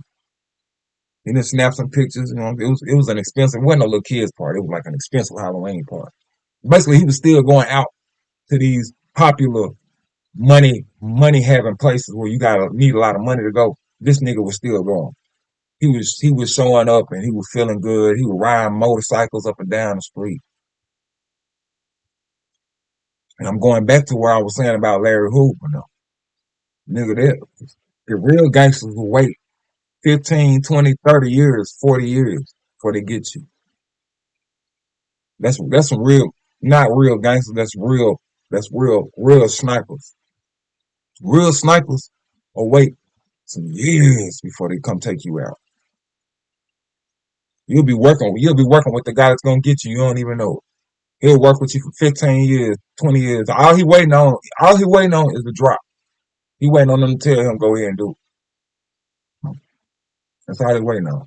When they get that drop, you're gonna come to work one day. You're gonna ride to work, doing your regular routine. Thinking you finna get out your car and go in, clock in and shit. And when you pull up at that job, they ain't gonna even let you make it in the parking lot. Because they don't want to be on no cameras on that. They don't want to be on no camera. They gonna catch you right before you pull in that parking lot. There's gonna be a car on one side, freeway car on the other side of wherever your entrance is into your job. Before you get to your job, it's gonna be a car on one side, it's gonna be a car on another side. Before them two cars, it's gonna be another car on one side, it's gonna be another car on the other. It's gonna be probably about 4 cars. Just random cars. Just sitting on the side of the road. You better put that sucker in reverse. And reverse all the way back to where you came from. You better reverse that motherfucker as fast as you can. Fast as you can. But in the mind of a regular person, you just think, oh, that's some broke down vehicle. They'll even have the cars looking like they broke down, like the tire on flat. They might even flatten the tire. Remember, I told you it's gonna be about 3 or 4 cars. They're gonna put a car out there and flatten. Just to distract your ass, just to make you slow down. As soon as you go around that car, you got the flat tire, you're gonna slow down. Then the 2 cars that's in front of you, Soon as you slow down, nigga, they hopping out. They hopping out. And when I tell you, bro, they gonna tap every single thing that's inside of their car. They ain't gonna miss nothing. They gonna make sure they ain't gonna miss nothing. Cause they gonna shoot. They gonna pop, pop, pop until they see your car swerve. You know what I'm saying? It ain't gonna be one thing where you gonna make it on no job lot. You gonna get out the car and run in there. They gonna make sure they got you. And if you still driving to where you make it to the job parking lot, they gonna run up in that parking lot, right on your car, right in your driver's seat. You gotta be in the driver's seat. You can't be in the passenger seat. You gotta be in the driver's seat. Because they've been watching you. You scheduled. They know you gotta come to work. They know your regular routine. You coming by yourself. When you first started, you was coming with somebody. Because you know his room was out. When you thought you was comfortable, start driving to work by yourself. You might not even wait till you come by yourself. Keep on coming with somebody else. It's gonna be two. They're gonna take you out and the person that's in the car with you. And they gonna shoot it, they gonna pop his gun too. The person that's with you, they supposed to be holding something to protect you. They gonna hit him and they gonna hit the gun. They gonna pop all that up. And life is just real, bro, like I said, man.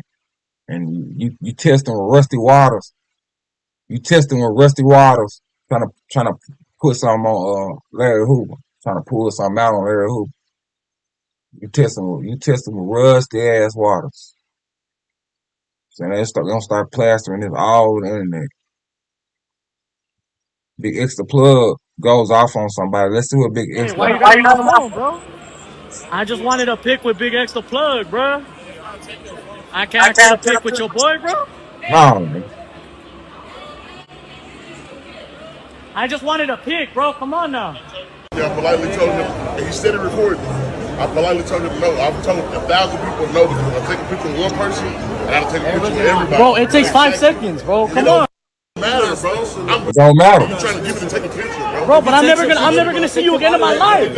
I'm never gonna see you again in my life, bro. It's all good, bro. It's all good. It's all good. You're not gonna let me get a pic with. Hey, why you grabbing my phone, bro? Yo, it's Big Ant the spokes.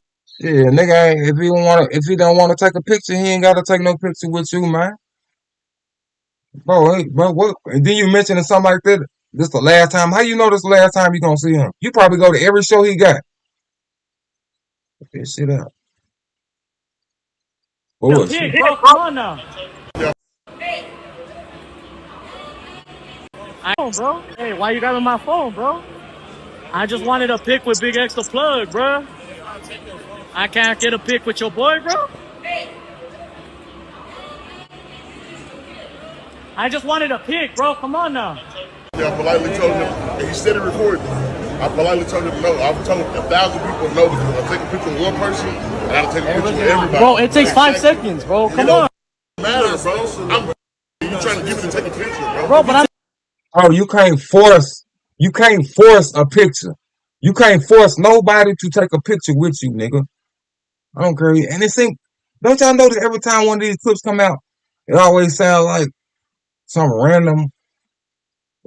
It's not ever a black person. It's not ever an Indian person. It's not ever an Asian person. It's almost like, I don't want to get the races wrong. Almost like an Arabian.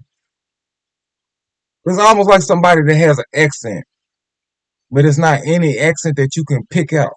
Somebody with an accent is always doing these clips where they getting chastised trying to take a picture with a famous person. So when you hear him talking, it does sound like the same guy. Sound like the same damn guy. It's just how you. No, man, you can't be. No, bro. Yeah, no, nigga.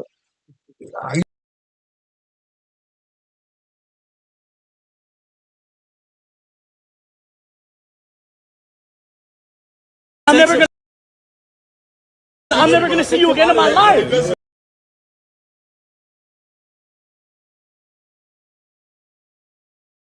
I'm never gonna see you again in my life, bro. It's all good, bro. It's all good. It's all good. You're not gonna let me get a pic with her? Hey, why you grabbing my phone, bro? Yo, yo, yo, it's Big Ant the spokesman, man. We back. Another edition of Urban Politicians TV, UP. Step in, and we noise in the background real quick. I pulled over in a little cut on the side street in the middle of bars up in Midtown. They turned up. I'm finna pull up in the spot and watch the game real quick, see who gonna take it between the Pacers and the Knicks. But I had to make sure I spoke on this with Big X the plug. And really, this is what's all over the timeline for today. And several other things, and we gonna get on that later. But I did want to make sure that I had my opinion out there on this type of time that we in. We got niggas out here begging for photos like real live groupies and stands. I don't know which one he was in. And I'm a fan of a lot of people, bro, of their work. I'm a fan of a lot of niggas' music. Big X the plug, most definitely doing his thing and going crazy. But to go up to a nigga while he in the middle of something and act like he owe you a picture, you are seriously tripping, my nigga. At the same time, you see the man in the casino at the gambling table. He told you, nah, right now is not a good time. I'm gambling, bro. The casino is jam-packed. Meaning, if I take this picture with you right now, not only am I finna have to stop the game that I'm spending my money on, other people gonna start wanting to take pictures, and I ain't gonna be able to gamble. And we in the middle of a casino. At times, it might go like that, bro, where you might not get the picture. Now, you catch up nigga when he walking, it depends on him. Me, I'm the type of nigga, if I got a lot of supporters out here, whatever my supporters come up to me in the city, I'm gonna holler at you. I'm gonna chop it up with you, ask for a pic. Most definitely, all that, bro. Like, that's just supporters. You gotta do that, but sometimes people be busy. Big X get this all day, but it's a time and a place for everything, bro. The middle of the casino, you got to know that you really tripping. Then he said, hey, man, I might not ever see you again. It's like, bro, you trying to bully them into taking a picture, then you still pulling your phone out and recording. It got so bad now with some of these celebrities, people is running up to them with the phone out already. It's like, dang, we're in a time where people feel like you don't have, like you're not a human. And that's what I'm against that right there, bro. Well, you don't have a right. Do I feel like people should show their fans support? Should people take pictures with their fans? Of course. These are the people that got you to where you at, no doubt about it. But at the same time, it's a time and a place for everything. And if it seems that like, hey, bro, it's jam-packed right here, it's a bunch going on, I'm in the middle of gambling, if the man say no, you gotta respect the man's wishes, bro. Y'all got to stop with this go viral and die trying mindset out here. It's getting out of hand, it's getting sad. It really been out of hand and been sad and been super duper pathetic. And you know, people gonna always want to tell an artist and tell a celebrity, hey man, you gotta be humble, bro. Oh, don't switch up now because you made it and you rich. It ain't even about that sometimes. Now some niggas do just be out here tripping. But I done seen Big X the plug out here in the streets, South by Southwest, and just seen him before in other places interacting with the fans and his supporters. He ain't been moving like that and disrespecting nobody. But bro, really, you could tell he was trying to get a moment. He got one, but I mean, he didn't have his face connected to it. He didn't have a brand connected to it. Didn't have a business connected to it. So really, he just looked like a super duper fanned out clout chasing groupie for nothing. But we ain't even see who bro is for real. We don't even know your face. You should have put your face on it. You could have probably got something out of it. But y'all got to know, bro, this game is getting sad with these niggas, dog. These weirdo pranks that they be having going on. Niggas be out here tripping. These weirdo little just skits that they be doing. I understand everybody got a lane they in. I understand everybody trying to come up. I understand it's a lot of money that's popping on the internet right now. No doubt about it. So I can't tell nobody how to feel and try to get out there and hustle and try to figure something out. But you know when you are being agitated. You know when you are being antagonistic. You know when you are trying to get under people's skin.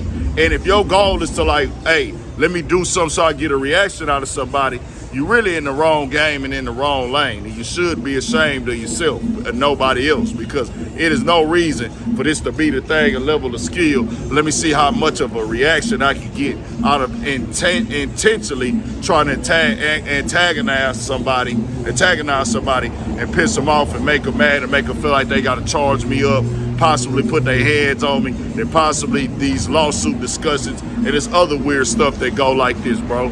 Time and a place for everything. I don't know where we at right now when it comes in this game and in this world. I even see some other stuff that we probably gonna cover with dudes is purposely being antagonists right now in the world, and I don't know why. I don't know what make that cool. All it does is show that you are like that you really lack talent, you really lack skill, and you're looking for the shortcut and the easy way out, bro. Sometimes it can be funny, sometimes it can be a joke, but it ain't about what you do, bro. It's how you do it. It ain't about what you say, it's how you say it. And it ain't the right place or right time all the time. Tell me what y'all think. We got more coming, more videos, all that. 1,000 for Shit Show. Stay on your people.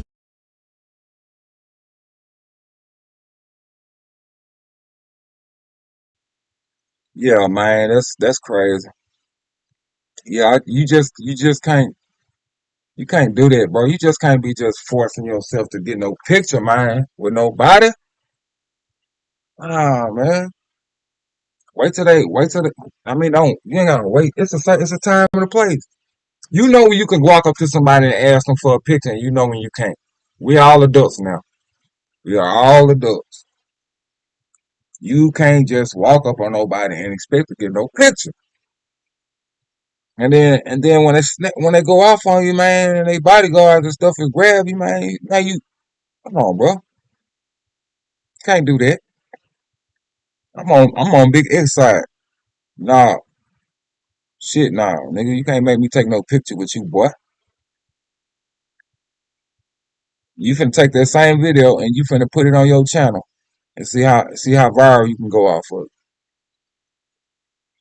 You say, look, he's still recording. I just seen somebody.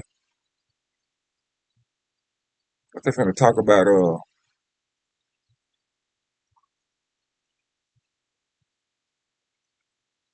I guess they finna talk about well, the 1090 Jake saying he looking like a fool. It's Larry So Hoover. yesterday, Larry Hoover was commuted on a federal level by President Donald Larry Trump. For Hoover's people who son. don't understand what that means that so he's not free. No, he's not. Welcome home, Larry Hoover. It was moving him from one person to the other. What was happening? Let's take a listen. Hey, before I let y'all politicize this or memify this. So this Larry Hoover's son speaking on the commute. I just want to hear what he had to say. I just got to say, I am glad that Larry Hoover's home. And I got to remind y'all that he was a political prisoner that was set up by the federal government, that he created the Chicago votes. He did so many things to really mobilize our people. And he was really targeted for that. And so before get to cooning or doing whatever they finna do with this information, I just want to say I'm so glad that he's home, and God bless his family. The son is saying he out. Chance hurt my feelings because that's just spreading such misinformation, and Chance is way smarter than that. Yes. You know he if you just read a little bit more, Chance, you would know he's not coming home. But that just lets me know. Right, go on. Read the headlines. Yeah. Or saw Jay Prince's post. Jay Prince of Laugh a Lot, over in Houston. Laugh a lot. Rap a lot.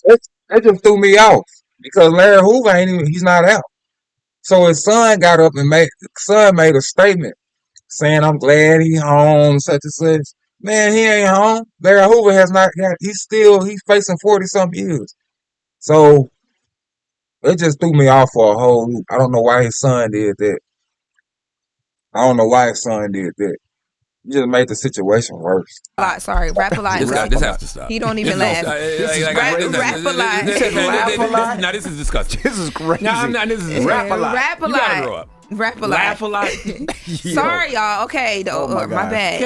OGs, my bad. OGs. Rap a lot posted yesterday, and when he posted, his caption literally said, Larry Hoover has been pardoned by Donald Trump. So even when I posted it and people were upset, I posted it exactly with what Jay Prince said, because I knew people were going to be upset about it, because it doesn't mean that he's walking out of That's not even accurate. anywhere to there tomorrow. He wasn't pardoned. He was commuted. So to explain a bit really quick who Larry Hoover was, he was the co-founder of the Gangster Disciples, which was a Chicago-based gang that, according to police, engaged in drug trafficking, extortion, and murder, which is why he's going through everything he's going through right now. Right. Now, we talked to Larry Hoover's son because I was trying to get clarification for you guys on what this actually means and what the state level looks like for Larry Hoover right now. There was so much misinformation going around with a lot of people thinking that, what we saw yesterday with Trump and everything that was announced with Larry Hoover meant that your dad was going to walk out of, federal prison and, be clear of everything today, like right now. Right. So I've been speaking on this anytime I was interviewed, and I was trying to let people know that he was being held under dual jurisdiction, which is he's been held under state law and he has been held under federal law all at the same time. So he still had two cases to fight. So he had to fight the federal case and he still had to fight the state case. So now he's dealing with the state case. I don't really know the law on it. I heard that it was illegal to hold a person under dual jurisdiction, which they don't usually do, but they never uplifted the state case when they took him into federal custody. So now we're dealing with state law now. So I know that you guys have like this movement that you're trying to do where when it comes to the state things, you guys are asking for like local leadership that would actually be able to do anything is it like lessen the sentence, or what are you asking for on the state level? Okay, so my father is actually a C number, and C numbers were because, people have a misunderstanding of everything that's going on. People are talking about the narrative of who they say my father is and what he has done. We're going back to his state case, and he was sentenced as a C number. A C number were men that were sentenced in the 70s, and they gave him indeterminate sentences. So his sentence was to be at least 200 years, and he has to go to the parole board every, it was supposed to be every year, and when we went to court last, they wanted to make it 5 years, but the lawyers fought and they made it 3 years. So the seat numbers go to the parole board. They don't have a determined amount of time. They go to the parole board and it's up to them to decide whether they deserve to be paroled. And when my father went to be paroled last time, they said that he didn't do what they needed him to do, even though he was in the ADX, and it was no way possible for him to do the things that they needed him to do. They were saying like, oh, you didn't take classes, you didn't do this to try to show that you was thankful and that you regret what you did. But at the same time, he's locked in a closet underground in Colorado. And then when I posted it online, what you did.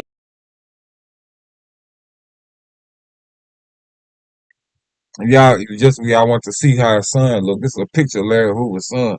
So, then that's who's speaking right now.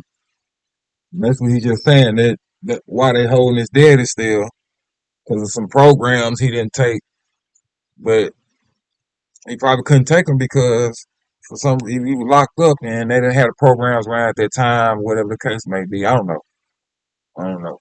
But yeah. Did, but at the same time, when I posted it online, I knew that the natural pushback would be, but this man is responsible for, like I mentioned, there is alleged drug trafficking, extortion, and murder. Mm-hmm. So I asked his son, like, this is how people feel. They feel like we're glorifying someone who caused all of these things in the community. What do you say to that? And here's what he said. People that say that, they don't understand who he is. They're listening to the narrative of people that don't know what they're talking about. Can they tell you people that he has caused to be killed, or that he has said kill or killed himself? He's been in prison all of this time. Right now, we're fighting a state case that happened when he was 22 years old, when he was a baby. And they said that he gave the call for somebody to be murdered. And his rappy on the case said that he did the murder and he was released. That's what we're fighting with right now, right? The stuff that those people are talking about are hearsay, rumors. I'm not saying that my father wasn't in leadership at one point and wasn't involved in the streets, but he's had transformation. He was a illiterate, dyslexic child when he went to jail. He taught himself how to read. He taught himself how to become a man. He educated himself. He went to college. He became a paramedic. He taught classes, but he went in as a dyslexic kid. He couldn't read. And he taught himself. Nobody taught him. Like, people are speaking of who they think he is and what the rumors of him are. They don't know who he is. They need to look for they need to hear real information instead of listening to rumors that have been passed around the city. See, we fighting the monster, the picture that they painted, but they don't know anything about Larry Hoover. If they knew about Larry Hoover, they would understand that he wants the same thing that these people want. He's not for kids dying in the streets. He's not for ladies being raped and harmed. He's not for, man, he's a peaceful individual. He's for everything for black people.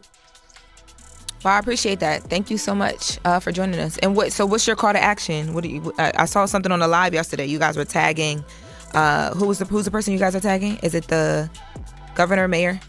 Yeah, it's at Governor Pritzker. That's his Instagram, and then his Gmail is governor@illinois.gov. We want to reach out to Governor Pritzker to ask him to sign the paper to give my father a second chance at life. We're fighting a case from when he was 22 years old, in which his rappy said that he committed the crime and he was released.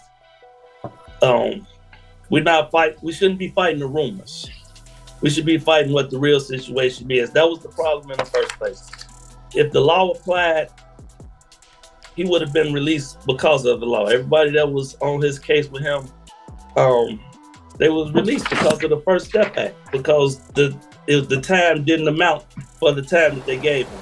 And all of his rappers were released, but because he was Larry Hoover, they didn't agree with the law. And I have to thank Donald Trump for going above the law to give my father an opportunity. And now, as far as the state case is concerned, can we please follow the law? We're supposed to believe in justice, and if we're supposed to believe in justice and follow the law needs to work for us. And our governor says he believes in transformation. He believes in rehabilitation. He believes in redemption. And my father has rehabilitated himself. He has transformed from the young man that he once was.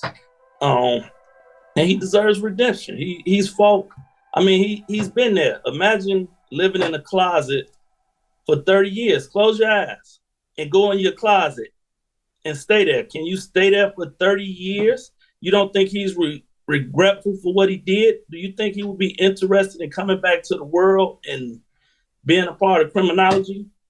He's a senior. He's an elderly man. This picture behind me is not who he is right now. Larry Hoover is not, there's no welcome home Larry Hoover parties today or tomorrow. It's not happening. They're trying to get things handled on a state level. But even if so, what I think and what they're trying to do is they want less. They know that there's no way that he's going to walk free 100%, but they want less. They feel like it's over excessive. And as you heard his son say, they feel like he's a changed person now. He should be looked at as that.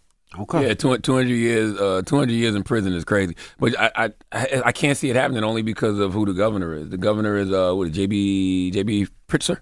He's a Democrat. Yeah, they trying to put some, I guess, pressure on him, get the public to start writing letters and things like that. But JB don't give a damn. They were online yesterday on Instagram Live. I was on there. They was on there for about an hour getting people to tag him and saying call his office. And I'm like, I don't know if that's going to work because Larry Hoover was such a big name. The case was such a big thing. Like, I don't know if he cares. And then, yeah. Okay. So that's it. Well, that is the latest.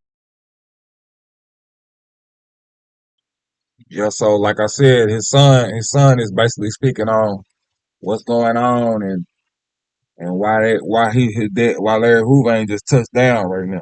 Let me tell you something. Anytime somebody real famous or real well known on TV or on the internet, everybody around the world knows this person. Just be looking for a YouTuber to come out with some snitching, some kind of snitching something. You get so sick and tired of it, man. I'm fucking fed, bro. Like, I'm fucking fed. Like, bro, y'all, this is ridiculous. When a nigga was 4, 5 years old, if they said something, they snitched. Y'all got this man went to jail for 200 years at 22 years old. When the situation happened, he was younger than 22 years old. Y'all taking that like I don't know, man. I don't know what the hell y'all expect. But kudos. If you feel like he snitched, and you feel like that's what he did, and that make you feel good to have it on your channel, go ahead. But when I grab it and I put it on my channel, I'm gonna put everything in there. that need to be in there. All the commentary on is this true? Prove to me that this is true. And just because I'm BDs, I'm not even GDs, bro. I'm just really speaking on terms of this clip coming out. And y'all ain't showing me nothing on the two guys getting charged, like going to court and actually getting charged, and how much time did they do? When did they get out of jail? Did they ever get out of jail? Like ain't no more information on the two guys other than Larry Hoover said their names and they got charged. Well, you gotta have more shit than that. That ain't how you get charged. That ain't how it works. I can't just say Larry and Mo did something to me. Police go pick them up. And then they do the whole entire time for the charge of what I said. You gotta prove what I said. Like they gotta prove that Larry Hoover is telling the truth. Shit, y'all said he was known for making. He'll tell you he'll make up shit. He was a gang leader, man. He was the top gang leader of the GD. Damn, y'all the fuck. Disciples and two with disciples. I don't know, man. I'm not saying he didn't. I'm just saying show me factual evidence that who he said is actually the one that did it to him. I ain't seen that yet. It just keeps stopping at him giving a statement to the police. A statement don't mean snitching all the time. A statement just mean the police keep pegging on you, they keep tapping on you, they keep fucking asking you, they keep asking, they keep asking. And then time you say, I don't know. Y'all watch police investigations. A police will sit your ass while you got bullets in your heart. They'll sit your ass in the interrogation room while you bleeding out. And they'll question you for 3, 4, 5, 10 hours until you finally say something. You gonna have to tell them something just to make their ass walk out the room. But you just saying, I don't know, they ain't gonna go for that. In some people, in some situations, bro, you saying I don't know is worse than you saying some random name. You see what I'm saying? You saying I don't know can put you in a worse situation than saying Larry and Mo did it. When actually Tom and Pete the ones that did it. Sometimes you better off just giving them some name. Giving them something to where they can go and get to work. Leave your ass alone. Yeah, stop. Don't ever speak on this man like that, man. This man been sitting there 30 years keeping it straight solid. You know how many people he could have told? You heading to court now? You know how many people he could have told on why he was locked up for 30 years? And y'all talking about what he did before he went to jail? After he got shot? Not after he shot somebody. Well, he was somebody else and they did a crime. We talking about after he got shot. Man, don't tell him what kind of drugs they had him on. Yeah, man. We got everything covered. Let me see. Before I roll out. Like I said, information be coming out so much, so fast now. Uh, got a little Durkio. Bad news for him. It was bad news. Hey man, let me hold on. Let me give a shout out, bro. Shout out to my guy, Trill City TV, man. Shout out to Trill City TV, bro. I just subscribed to you. I subscribed to your channel. Y'all go check him out, man. Trill City TV. Y'all can see his name right there in the chat. Look in the chats. Trill City TV, man. Y'all go subscribe to his channel, man. He's relevant, very relevant person. He swung in through my chat. Shit. That's all the niggas. Sometimes that's all you need. Somebody swing into your chat. That's him showing me support. You ain't gotta do a lot of talking, you ain't gotta send a lot of chat messages. All you gotta do is type LB. If you type LB, bro, they let me know you took the time out of your day. You took the time out of your busy day. This man got almost 30,000 subscribers. He took the time out of his busy day and swung through on my live. So shit, y'all go subscribe to dude, man. I'm finna slide out this time, man. I'll holler at y'all Wednesday. What's the like? Monday, I mean. I see y'all Monday. If it ain't this is how I'm finna start doing too, bro. If it's not nothing but some boring news out, if it's not no exciting news, no entertaining news, it's not no news that y'all really looking forward to. I'm gonna probably have a thumbnail for it, but I might not go live that day. I might go live, wait till Wednesday or wait till Friday because updates is coming out as I get news. Sometimes the news that I pick that I say I'm gonna talk about before I can get to the day to talk about it, some updates that came out on it. So then I have to stop and be like, wait a minute, maybe it's some more updates or something that's gonna come out. So I won't go live that day. But if you see it on my thumbnail, I'm gonna talk about it. I'm just waiting on more updates. I'm waiting on some more stuff to come out. That way I ain't gotta just keep jumping up going live, and while I'm going live, it's an update out on it that I done missed. And you know what I'm saying? Everybody else looking at it. I'm gonna make sure I'm with the time of everybody else. I don't want to be behind. I don't want to show y'all no old news. I want to show you the news that just came out. That's what my whole channel is based on. Showing y'all new news. Like nothing old. But I'm out this thing, man. I'll see y'all Monday. You know who it is, you know who it was. This is Silence the Clapback King BD. This is the Clapback Show. I am Silence the Clapback King BD. Thank you if you came, if you showed up, if you came in for 2 seconds, if you came in for the whole session, it don't matter to me. I just appreciate you showing up. I appreciate you swinging through. And you know what I'm saying? Stick with me, man, and we're gonna build. It's gonna build. I know it's looking a little slow. Views is down, but it's all good because consistency brings out everything. So y'all ride with me, man, and we're gonna rock it out. Until then, I'll see y'all Monday. All right. What you fuck? What was you saying? Don't stop acting tough. Your partners ain't sliding. I guess you died. No damn boo-hoo. Now blow out his mind. I'm back on this money. Shit, call it a grind. Put your life on the line. Looking his eyes, you can tell that he's scared, but they ain't ready to die. Gang get an order. Them soldiers don't stand by them 762s. They singing the tune. Is you ready to see y'all Monday?